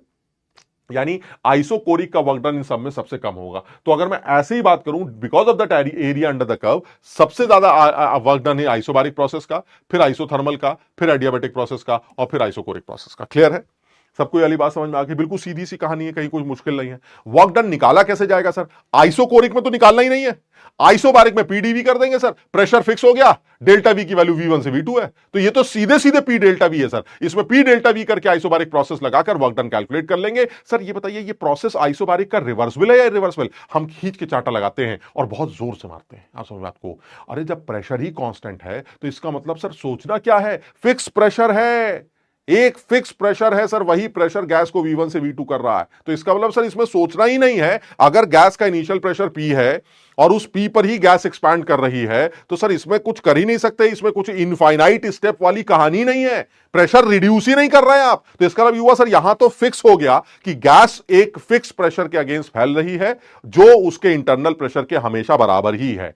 तो इसलिए हमें तो यहां सोचना ही नहीं है कि जो वर्क डन निकल के आने वाला है वो हमेशा एक फिक्स वैल्यू होगी, दैट इज इररिवर्सिबल प्रोसेस के थ्रू, और वो है P delta we, that is P V2 minus V1, because P is fix. आप समझ रहे हैं? तो यानी पी की वैल्यू हमेशा फिक्स रहेगी, इसमें सोचना ही नहीं है। और वो पी की वैल्यू जिस प्रेशर के अगेंस्ट गैस को एक्सपैंड करना है V1 से V2, that is the final. Clear? तो वो प्रेशर वेरिएबल नहीं, तो इसका मतलब ये हुआ सर, ये वर्क डन तो बहुत सीधे से आइसोबारिक प्रोसेस का निकाला जा सकता है, जिसमें गैस का टेम्परेचर वेरी करेगा सर। फिर इस प्रोसेस में और आइसोथर्मल इरिवर्सिबल में क्या फर्क होगा? तो आइसोथर्मल इरिवर्सिबल में भी गैस को प्रेशर अगेंस्ट एक कांस्टेंट प्रेशर के अगेंस्ट फैलती है, यहां पर भी एक कांस्टेंट प्रेशर के अगेंस्ट गैस एक्सपैंड कर रही है। वहां पर टेम्परेचर कांस्टेंट रहता था, यहां गैस का टेम्परेचर चेंज कर सकता, बस इतना फर्क सर। यहां पर गैस का प्रेशर P1 है, यहां पर भी P1 है, यहां वॉल्यूम V1 है, यहां पर वॉल्यूम V2 है, यहां टेम्परेचर T2 है और यहां पर टेम्परेचर T1 है, यहां टेम्परेचर T2। यानी कहने का मतलब यह हुआ कि अगर आइसोबारिक प्रोसेस की बात करते हैं तो सर प्रेशर भले ही कांस्टेंट रखा गया हो, लेकिन वॉल्यूम और टेम्परेचर चेंज कर सकता है। यानी इस आइसोबारिक के लिए आपकी इक्वेशन क्या है? V1/T1 बराबर V2/T2। यानी इस आइसोबारिक के लिए तो V1/T1 बराबर V2/T2 का इस्तेमाल किया जा सकता है, लेकिन आइसोथर्मल अगर इरिवर्सिबल होता, फॉर्मूला उसका भी यही होता sir, minus P external V2 minus V1। Sir P external V2 minus V1 उसका भी यही फॉर्मूला होता, लेकिन तब दिक्कत क्या होती सर? टेम्परेचर तब हमारा कांस्टेंट रहता और उस केस में आप V1/T1 बराबर V2/T2 का इस्तेमाल नहीं कर सकते थे। उस केस में आपके पास एक ही इक्वेशन थी, P1 V1 बराबर P2 V2, खत्म। क्लियर है? यानी कि आइसोथर्मल के लिए अगर आप इक्वेशन की बात कर रहे हैं तो P1 V1 बराबर P2 V2 होगा, चाहे वो एडियाबेटिक चाहे वो आइसोथर्मल रिवर्सिबल हो चाहे रिवर्सिबल। हाँ, एडियाबेटिक की अगर आप बात कर रहे हैं तो फिर रिवर्सिबल के केस में PV gamma is equal to constant, यानी P1 V1 gamma is equal to P2 V2 gamma का सहारा लिया जा सकता है, या और जो इक्वेशन थी। आइसोकोरिक के लिए तो मुझे किसी भी चीज का सहारा चाहिए नहीं सर, आइसोकोरिक में तो वर्क डन 0 ही होगा, कुछ करना है। क्लियर है? तो वर्क डन जब भी आपको कैलकुलेट करना होगा तो हम हमेशा work done area under the curve से निकालेंगे। फिजिक्स में इसके ऊपर दुनिया भर के सवाल कराए जाएंगे, हमने भी कुछ कुछ सवाल देख लिए हैं, कुछ और सवाल करा भी दूंगा मैं, लेकिन फिजिक्स में सिर्फ वर्क डन को लेकर और कुछ करना नहीं, तो देख ही रहे हो सर, सीधे सीधे work done area curve, area under the curve, area under the curve निकालते रहिए, आंसर आते रहिए। तो जैसे इसमें कुछ चीजों को ध्यान रखना है, जैसे कोई साइक्लिक प्रोसेस है अगर, तो साइक्लिक प्रोसेस में वर्क डन कैलकुलेट करने के लिए क्या करेंगे सर? फिर ये एरिया अंडर द कर्व आपको निकालना है। अगर कोई प्रोसेस ऐसे चल रहा है, समझ, साइक्लिक प्रोसेस, तो ऐसे में सर वर्क डन जो निकल के आएगा वो इस एरिया का वर्क डन आएगा सर। ये जो शेडेड एरिया है, this is the work done. Reason क्या है सर? जब आप यहां से यहां जाएंगे तो आप एक्सपैंड करेंगे, जब आप एक्सपैंड करेंगे तो इसका मतलब ये हुआ सर आपने वर्क किया है, किस, आप कौन? सिस्टम ने वर्क किया, वो नेगेटिव होगा। और जब आपको कॉन्ट्रैक्ट किया जाएगा, कंप्रेस किया जाएगा, तो ऐसे में मैं वर्क करूंगा, सराउंडिंग वर्क करेगी, तो वो पॉजिटिव होगा। तो इसका मतलब जो रिजल्टेंट वर्क डन निकल के आएगा प्लस और माइनस करने के बाद, वो ये एरिया अंडर द कर्व निकल के आएगा। तो जब साइक्लिक प्रोसेस होता है तो एरिया अंडर द कर्व उस साइकिल के अंदर का एरिया माना जाता है। जैसे देखिए यहां पर ये यहां गया, फिर यहां गया, फिर यहां गया, ऐसे जैसे भी करके जा रहा है, ऐसे गया, ऐसे गया, ऐसे गया, तो ऐसे में जो एरिया अंडर द कर्व निकल के आएगा वो आएगा, this will be the net work done. तो जो भी टोटल वर्क डन होगा वो इस एरिया से निकाला जाएगा। समझ में आ रहा है? तो बहुत सिंपल है, जब कभी भी किसी साइक्लिक प्रोसेस की बात करते हैं तो area enclosed will be the work done. जो इनक्लोज्ड एरिया है वो वर्क डन माना जाता है। जैसे मान लीजिए ये, अब अगर वो हमसे ये कहे कि भाई साहब इस केस में बताइए कि जो एरिया जो वर्क डन है वो क्या निकल के आए, मान लीजिए ये सवाल आ जाए कि वर्क डन क्या निकल के आएगा, तो साफ दिखाई दे रहा है सर, ए से बी जा रहे हैं, बी से सी जा रहे हैं, ए से बी गए, बी से सी गए, सी से ए आए, तो वर्क डन का जहां तक सवाल है आप थोड़ी सी अकल लगाते हैं, सर ए से बी में तो वर्क डन ही नहीं हुआ, क्यों? क्योंकि वॉल्यूम ही चेंज नहीं हो रहा है। तो अगर ए से बी में कोई वर्क डन ही नहीं हो रहा है तो इसका मतलब that means the work done is 0 in case of A से बी। हालांकि हमें पता है कि अगर आपको वर्क डन टोटल कैलकुलेट करना है तो क्या निकल के आना चाहिए सर? टोटल वर्क डन आना चाहिए वर्क डन जो ए से बी के टाइम पर हुआ, प्लस वर्क डन जो बी से सी के टाइम पर हुआ, प्लस वर्क डन जो सी से ए के टाइम पर हुआ। यही होता है साइक्लिक प्रोसेस। सर इन तीनों वर्क डन को जोड़ने से आपका आंसर आना चाहिए। सो ए से बी का तो 0 है ना सर, क्योंकि वॉल्यूम ही चेंज नहीं हो रहा। तो जब वॉल्यूम ही चेंज नहीं हो रहा तो ए से बी का वर्क डन तो 0 है sir. Work done is PDV, याद है ना सर? वर्क डन चाहे कोई भी प्रोसेस हो, वर्क डन की वैल्यू डीडब्ल्यू की वैल्यू हमेशा माइनस पी एक्सटर्नल डीवी से निकाली जाती। और सर ये जो वर्क डन है उसमें अगर डीवी की वैल्यू ही 0 है तो बात ही खत्म हो गई सर, फिर तो वर्क डन का मतलब ही खत्म हो गया। तो इसका मतलब ये वर्क डन तो 0 है। अब आते हैं बी से सी में। सर बी से सी ये है सर, इसका वर्क डन अगर आप निकालना चाहते हैं तो ये पूरा एरिया अंडर द कर्व ही निकल के आना चाहिए। ऐसे ऐसे सोच सकते थे, एरिया अंडर द कर्व। और फिर जब आप सी से ए में जाएंगे तो वर्क डन पॉजिटिव होगा, ये नेगेटिव है क्योंकि एक्सपेंशन है सर। और फिर जब यहां से यहां जाएंगे तो पॉजिटिव होगा। तो जो रिजल्टेंट वर्क डन होगा वो this overall work done minus this निकल के आए। उसका दूसरा जुगाड़ क्या बताया गया है सर? जब आप इस पूरे में से ये माइनस कर ही रहे हैं तो आपको एक तरह से यही एरिया चाहिए, तो ये वाला एरिया सीधे सीधे इस ट्राइंगल का एरिया निकाल लीजिए ना सर, खेल ही खत्म हो जाएगा। और इस ट्राइंगल का जो एरिया है उससे हमारा काम चल जाएगा। समझ पा रहे हो? तो अगर आप सीधे सीधे ट्राइंगल का एरिया निकालें तो half into base into height. Sir base की वैल्यू v1 से 3v1 2v1 हो गई, और हाइट की वैल्यू हो गई P1 से 6P1, दैट इज 5P1। तो यानी मुझे ऐसा लगता है कि बहुत सीधा है। नेट वर्क डन जो आप निकालेंगे W net, it is equal to area under the curve, area under the curve. और एरिया अंडर द कर्व कितना आएगा सर? ट्राइंगल जो हमारा राइट एंगल ट्राइंगल है, this is half into base. Base कितना है? ये वाला, ये दूरी कितनी है sir? This is V1 3V1, तो दिस इज 2V1। और हाइट कितनी है सर? हाइट है P1 से 6P1, that is 5P1। Height is 5P1। सो इसको अगर आप सॉल्व करते हैं तो 5P1V1 is the work done sir. 5P1V1 जो है ये आपका वर्क डन आ जाएगा। क्लियर है? समझ में आ रहा है? और इसको वैसे भी निकाल सकते थे सर, यहां से यहां जा रहे हैं तो एक्सपेंशन हो रहा है, तो जो वर्क डन गैस कर रही है वो कितनी निकल के आ जाएगी सर? वो इस पूरे एरिया को डिफाइन करेगी सर। ये पूरा एरिया निकल के आए, उस एरिया में ये माइनस कर देंगे। तो जो पूरा एरिया है वो उसका वर्क डन, उसका एरिया निकालने के लिए तुम्हें पता होगा क्या होता है, जो भी है ये, इसको इसको पता नहीं कौन सा शेप बोलते हैं। तो इसका एरिया निकालने के लिए क्या करते हैं? पैरेलल साइड्स का सम इनटू हाइट, ऐसे होता है ना, हाफ इंटू पैरेलल साइड, पता नहीं मुझे याद नहीं आ रहा, एक बार करके देखता हूं। हाफ इंटू पैरेलल साइड्स का सम। पैरेलल साइड्स कौन सी हैं सर? एक ये है और एक ये है। तो पैरेलल साइड हो गया 6P1 और ये P1 है ना, तो ये 6P1 plus P1 that is 7P1, 7P1 है ना। पैरेलल साइड्स का सम इनटू हाइट, हाइट कितनी है? हाइट है इसकी ये, तो दिस इज 2V1, तो 6P1 2V1, तो ये हो गया आपका 7P1V1। ठीक है, और ये आ गया नेगेटिव। ठीक है वो तो, और जब यहां से यहां जाएंगे तो वर्क डन कैसे निकलेगा? जब आप यहां से आएंगे तो वर्क डन यहां से निकलेगा। ये एरिया अंडर द कर्व, ये कितना होगा सर? ये रेक्टेंगल है, रेक्टेंगल का कितना होता है? दिस इंटू दिस, तो ये हो गया 2V1 इंटू P1, तो ये हो जाएगा प्लस 2V1 इंटू P1। जब आप इन दोनों को जोड़ेंगे तो आप देख रहे हैं दिस इज माइनस P1V1, वही आ जाएगा जो आपने डायरेक्ट निकाला है। यानी आपने पहले इस पूरे सिस्टम का निकाला, ये आपका पता नहीं क्या कहते हैं, मैं भूल रहा हूं इसको, पैरेललोग्राम टाइप का कुछ होता है ना, जिसमें पैरेललोग्राम तो नहीं, लेकिन जो भी है, तो पैरेलल साइड्स का sum into height, half parallel sides का sum into height, that is the area under the curve. तो इस पूरे कर्व का जो एरिया है वो 7P1V1 आ रहा माइनस में। फिर आपने नीचे वाला रेक्टेंगल माइनस कर दिया तो आपको इनक्लोज्ड एरिया मिल जाएगा इस साइकिल का।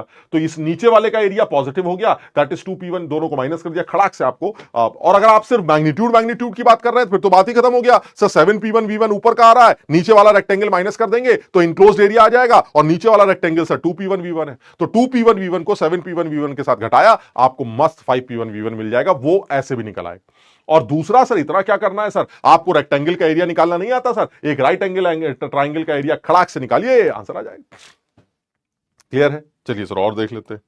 जैसे ये देखिए कितना आसान सवाल, वो कह रहा है वर्क डन को कंपेयर करिए। हमने कहा क्या कंपेयर करना है? सबसे बड़ा वर्क डन 1 है, फिर उसके बाद वर्क डन 2 है, और उसके बाद वर्क डन 3 है। क्यों? क्योंकि सर इनक्लोज्ड एरिया 1 के लिए सबसे ज्यादा है, फिर 2 के लिए है, और फिर 3 के लिए। यानी 1 के लिए जो एरिया आएगा सर वो पूरा है। आप समझ रहे हैं? 1 के लिए जो एरिया निकल के आ रहा है ये पूरा, 2 के लिए थोड़ा कम, 3 के लिए सबसे कम। So the area under the curve is maximum in case of 1, so the work done will be 1, maximum value will be 1। Clear है? समझ में आ रहा है? चलिए सर नेक्स्ट पॉइंट पर आते हैं। नेक्स्ट क्या है सर? नेक्स्ट देख लीजिए, बड़ा आसान है। क्या है सर? इस बार भी वही करने के लिए कहा जा रहा है सर। यहां पर देखिए गैस ए से बी जा रही है, बी से सी आ रही, वर्क डन निकाल। ये तुम्हें होमवर्क करने के लिए देते हैं, ये एग्जाम में पूछा गया यार, हमारे एग्जाम में। तो इसी टाइप के सिंपल सिंपल सवाल पूछ लेता है। फिजिक्स में इस तरह के बहुत सारे सवाल करा दिए जाएंगे। मैं वर्क डन के और 2-4 सवाल और भी कोशिश करके लिख के तुम्हें दे दूंगा, लेकिन है सेम सर। अब इसमें भी सब वर्क डन निकालना है तो क्या करेंगे सर? इस पूरे ट्राइंगल क्या है जो भी है ये सर, इसका एरिया निकाल लीजिए। तो मैं तो ओरली कर सकता हूं, इसका एरिया अभी तो निकालना सिखाया था, हाफ इंटू पैरेलल साइड्स का sum, half into sum of parallel sides. ये तुम ही करना, हम नहीं करेंगे। सम ऑफ पैरेलल साइड्स अपने आप ही करना, sum of parallel sides into height. ठीक है, तो ये आपकी पैरेलल साइड्स हो गई, इनका सम, और ये इसकी हाइट। अब आप मस्त सॉल्व कर लीजिएगा, आंसर आ जाएगा। ये ध्यान रखना, बहुत अच्छी बात है, सवाल जब एग्जाम में पूछा गया है ये, इसने 2,2 से शुरू किया, क्या बच्चे जल्दी कर देते हैं, इसको 0 मान लेते हैं। ये 2,2 है, दैट मींस दिस इज 10। 2 से 12 यानी 10 का, और 2 से 8 यानी 6 का। बच्चे सोचते हैं 0,0, ध्यान ही नहीं देते। तो 0,0 तो वो बेस को क्या ले लेते हैं? 12, और हाइट को क्या ले लेते हैं? 6, सॉरी 8, जबकि एक्चुअली ये 10 है और वो 6। मेरी बात समझ रहे हैं? तो this is not origin, this is 2,2। तो इस बात का सब लोग ध्यान रखेंगे, ये हमसे सवाल पूछा गया। क्लियर है? तो इस तरह के 1-2 सवाल और हैं जो तुम्हें करने के लिए दिए जाएंगे, अपना तसल्ली से आप करिएगा। एक आज खूबसूरत सवाल है, उनके भी बारे में बात करेंगे। नेक्स्ट पॉइंट पर आते हैं। नेक्स्ट पॉइंट क्या है सर? नेक्स्ट पॉइंट है मोलर हीट कैपेसिटीज जो है, अगर मैं मिक्सचर की कैलकुलेट करना चाहूं, molar heat capacities gaseous mixture की कैलकुलेट करना चाहूं तो कैसे निकल के आती? तो देखो बहुत आसान है।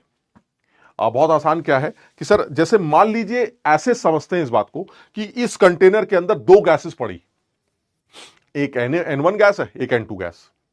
तो इसकी जो मोलर हीट कैपेसिटीज हैं इंडिविजुअली वो CV1 CV2 है। वो कह रहा है इस पूरे मिक्सचर की क्या, यानी मुझे ऐसे निकालनी।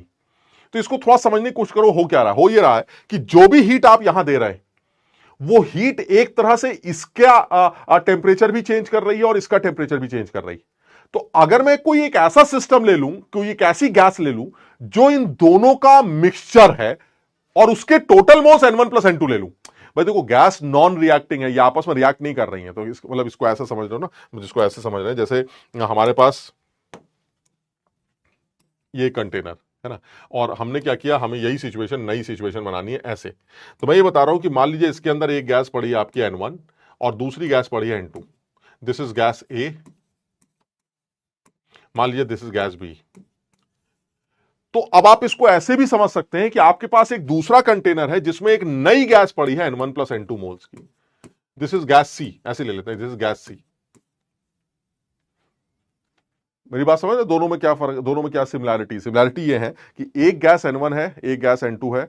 मैं ये मान लेता हूं दोनों गैसेस को मिलाकर एक नई गैस अज्यूम कर लेता हूं और उसके total moles N1 plus N2। तो वो ये कहना चाह रहे हैं कि अगर मैं इस गैस को कुछ हीट देता हूं तो वो हीट इस गैस का भी टेंपरेचर चेंज करेगी, इस गैस का भी टेंपरेचर चेंज करेगी। वही सेम सिचुएशन यहां पर भी आएगी। यहां पर भी जो आप हीट सप्लाई करेंगे वो इस गैस के N1 मोल्स का टेंपरेचर चेंज करेगी और गैस उसका जो मिक्सचर है उस मिक्सचर के दोनों हिस्सों कंपोनेंट्स का टेंपरेचर चेंज करेगी। तो एक तरह से देखा जाए कि तो जो हमारा हीट यहां पर एक्सेप्ट की जा रही है और जो हीट इसने एक्सेप्ट की वो मिलाकर इस हीट के बराबर। अब जरा समझना क्या हो रहा है। इसने जो हीट एक्सेप्ट की है वो क्या है सर? NC डेल्टा टी, यानी N1 C1 delta T. Clear? और जो यहां पर इसने हीट एक्सेप्ट की है वो कितनी है sir? This is N2 C2 delta T. Clear है? यहां पर जो हीट आपने सप्लाई की है वो कितनी है सर? वो है N1 plus N2 C net, जो आपको निकालनी है डेल्टा टी। यानी यहां पर भी वही हीट है जिसने इन दोनों गैसेस के टेंपरेचर को चेंज करके कितना चेंज किया है? Delta T. जरा समझना क्या हो रहा है। यानी दो गैसेस का मिक्सचर है, अगर मैं उस मिक्सचर की मोलर हीट कैपेसिटी निकालना चाहता हूं तो जो भी हीट आप सप्लाई करेंगे वो उन दोनों गैसेस के टेंपरेचर को चेंज करने की कोशिश करेगी। यही इसका मतलब है। तो इसका मतलब ये हुआ, मैं ऐसा अज्यूम कर लेता हूं कि एक ये गैस है जिसकी टेंपरेचर को अगर मैं चेंज करना चाहता हूं डेल्टा टी, तो उस हीट का जो आपने सप्लाई की है उस हीट का एक हिस्सा तो इसके टेंपरेचर को चेंज करने में खर्च हो जाएगा, दिस इज सपोज Q1, और दूसरा हिस्सा इसके टेंपरेचर को D2 चेंज करने में खर्च हो जाएगा, दैट इज Q2। और वो Q1 प्लस Q2 एक्चुअली वही हीट है जो आपने ओवरऑल पास की। तो वो ओवरऑल हीट अगर आप इस मिक्सचर को देते हैं, जो हम अज्यूम कर लेते हैं कि मेरे पास एक ऐसी गैस है, नई गैस, जिसका total moles N1 plus N2 है और उसकी हीट कैपेसिटी C नेट है, तो वही हीट उसके टेंपरेचर को भी DT चेंज करती। मेरी बात समझ रहे हैं? यानी कहने का मतलब यह हुआ कि सर इस केस को अगर यूज करते हैं तो आप यहां से C नेट कैलकुलेट कर सकते हैं, क्योंकि N1 C1 delta T plus N2 C2 delta T वो actually N1 plus N2 C net delta T के बराबर है सर। डेल्टा टी तो कॉमन है, तो चेंज इन टेम्परेचर तो सेम है, तो सर ये डेल्टा टी तो कैंसिल हो जाएंगे और इससे आपको C नेट की वैल्यू मिल जाएगी, यानी नेट CV की वैल्यू मिलेगी। अगर मैं CV की बात कर रहा हूं तो इसको पहले C नेट ही लिख देते। तो C नेट क्या आ जाएगा? C नेट आ जाएगा N1 C1 plus N2 C2 upon N1 plus N2, ये हमारा C नेट आ जाएगा। ये जो C नेट है इसी से दोनों बातें निकल आएंगी, यही CV नेट बन जाएगा और यहीं से CP नेट आ जाएगा। तो क्या आ जाएगा? N1 CV1 plus N2 CV2 upon N1 plus N2। अगर आप CP की बात करते हैं तो दिस इज CP नेट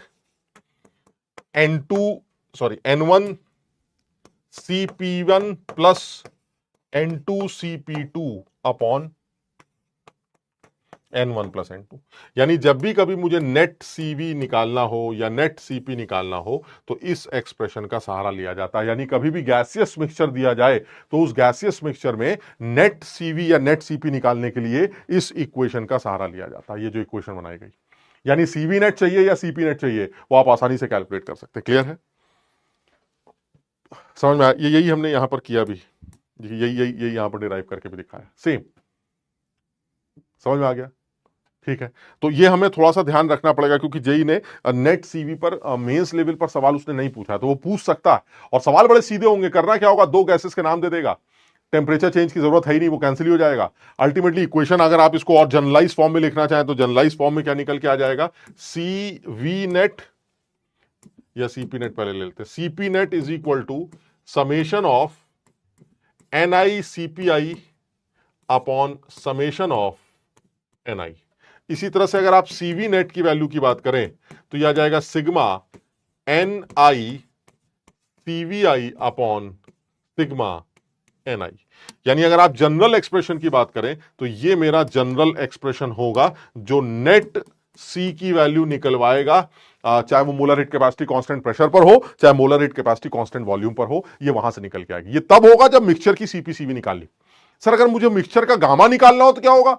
तो हालांकि कोई लॉजिकल नहीं है, बहुत लॉजिकल डिस्कशन नहीं कर रहे हैं कि सर मिक्सचर का क्या होता है गामा। गामा तो गैसेस के मोनो एटॉमिक अलग है, डाई का एटॉमिक अलग है, मिक्सचर के गामा का क्या लॉजिक? तो लॉजिक एज सच बहुत लॉजिकल तो नहीं है, लेकिन फिर भी अब ये तो सोच ही सकते हैं ना कि सर मैं अगर दो अलग अलग गैसेस को मिक्स करता हूं तो ये जो सिस्टम तैयार हुआ है, इस सिस्टम की मोलर हीट कैपेसिटी क्या होगी सर? तो इसका मतलब ये हुआ इस सिस्टम के टेम्परेचर को अगर मैं 1 डिग्री रेस करना चाहता हूं तो कितनी हीट दूंगा? तो जो भी हीट आप दे रहे हैं ना, वो इसके दोनों हिस्से का टेम्परेचर 1 डिग्री बढ़ाएगी। यानी वो वाली गैस का भी जिसका सीवी वैल्यू CV1 है और उस गैस का भी जिसका सीवी वैल्यू CV2 है। तो ये कितना हीट लेगा सर? ये हीट लेगा N1 CV1 डेल्टा टी। ये कितनी हीट लेगी? N2 CV2 delta T. Sir एक तरह से ये पूरा सिस्टम कितनी हीट ले रहा है सर? वो क्यू ले रहा है। और ये पूरा सिस्टम का टेम्परेचर अगर डेल्टा टी चेंज हो रहा है तो वो क्या बोला जाएगा? इसका net moles N1 plus N2 CV net delta T. यानी मैं ये बताना चाह रहा हूं कि जो भी हीट आप यहां सप्लाई कर रहे थे, इसको थोड़ा समझो, बच्चों को थोड़ा सा कंफ्यूजन होता है कि सर यहां पर हो क्या रहा है। तो जो भी हीट आप सप्लाई कर रहे हैं वो हीट इसके टेम्परेचर को भी बढ़ा रही है और इसके टेम्परेचर को भी बढ़ा रही। समझ बात को?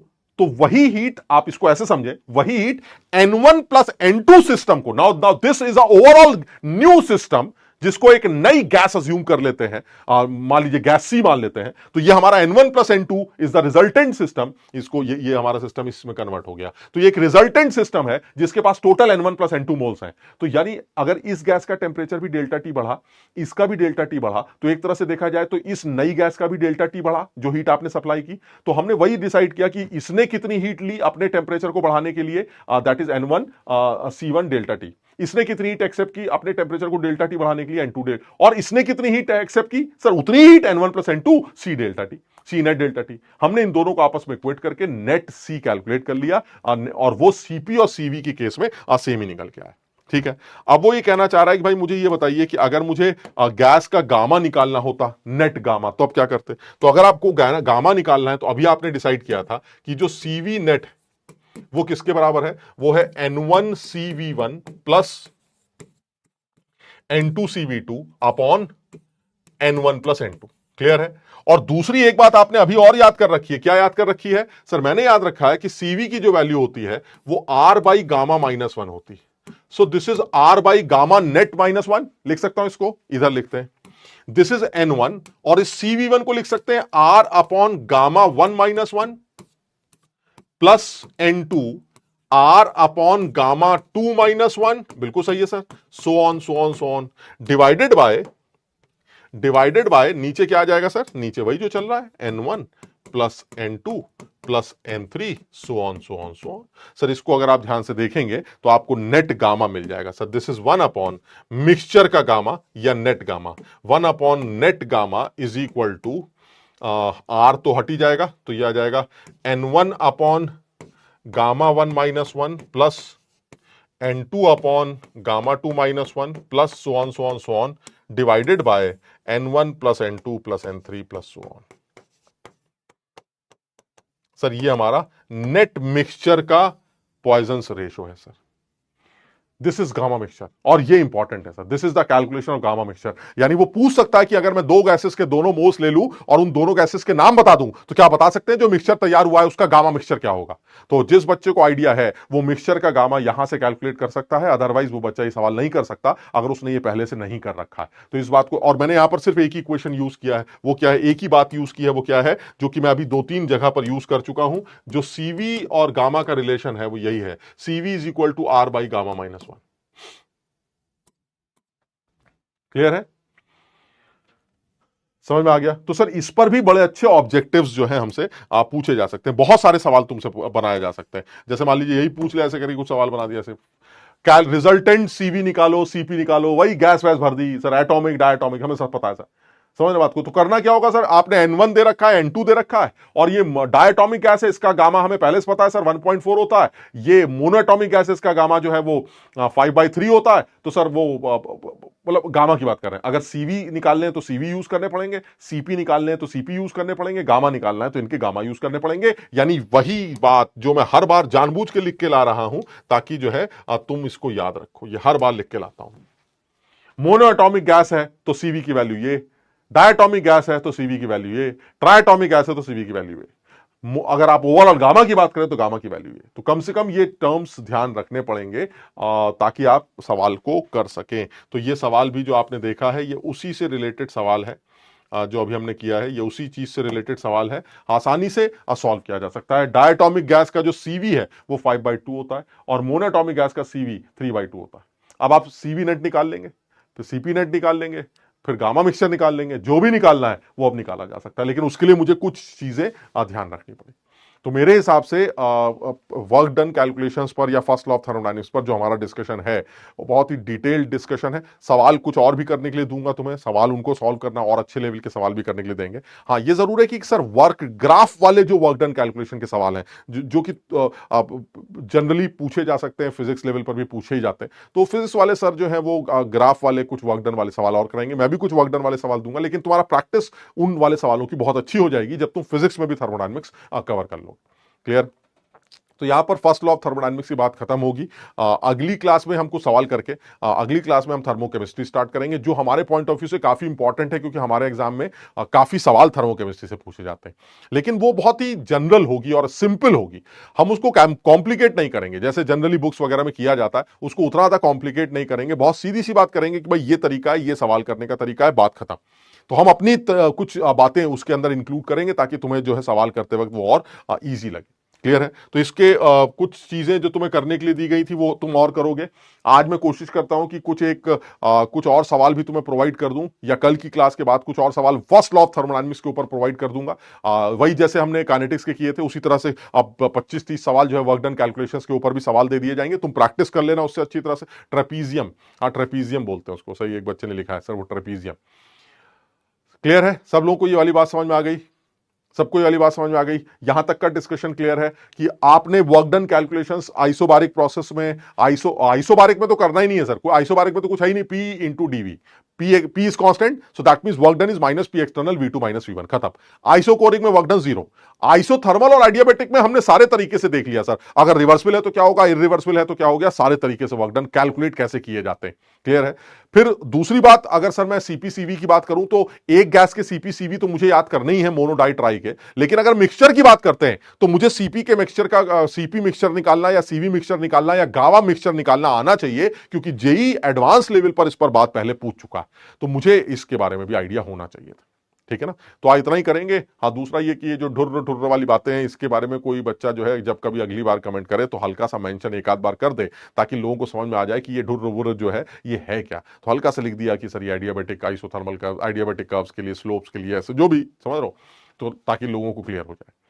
तो आज इतनी बात करेंगे, अगली क्लास में कुछ और डिस्कशन करेंगे, और नेक्स्ट क्लास में थर्मो केमिस्ट्री के बारे में बात करेंगे। तो मुझे लगता है कि थ्योरेटिकली 2 क्लास थर्मो केमिस्ट्री पर लगेंगी, तो उसके बाद जो है सेकंड लॉ थर्मोडायनेमिक्स करेंगे। ठीक है ना? तो चलिए आज इतनी बात करते हैं, अगली क्लास में फिर मुलाकात करते हैं। ये पता नहीं कौन सा थैंक यू है, ये थैंक यू तो तुम्हारा नहीं था, तुम्हारा थैंक यू तो कुछ और, तुम्हारा थैंक यू ये है थैंक यू तुम्हारा।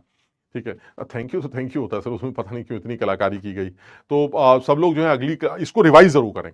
है ना।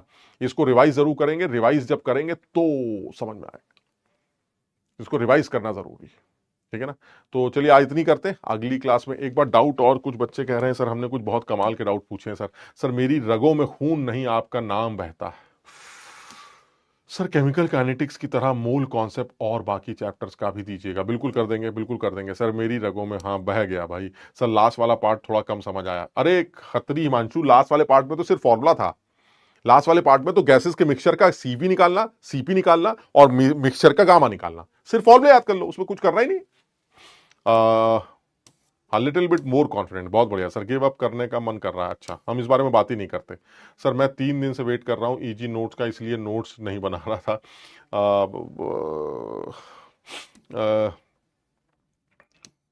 सर एक बार महेश को लल्लू बोल दीजिए। वाह सर, हम आपकी याद में मुरझा सा गए, सिर्फ आपसे मिलने की तमन्ना है। कब? हाँ वो जब रिजल्ट होगा बेटा, तब रिजल्ट अच्छा आएगा तो मुलाकात होगी, तब तमन्नाएं पूरी करेंगे, है ना। तुम लोग की सारे जो है बहुत बढ़िया इजी बुक मिल गई है, बहुत बढ़िया बहुत बढ़िया। ये इजी नोट्स में बहुत अच्छे से दे रखा है, बहुत बढ़िया। सर ये तो इजी नोट्स में बहुत अच्छे से दे रखा है, मजा आ गया। हाँ इजी नोट्स में बहुत अच्छे से दे रखा है, क्योंकि जो बोल रहे हैं वही दिया गया। आप समझ रहे हैं, तो सब सेम एकदम।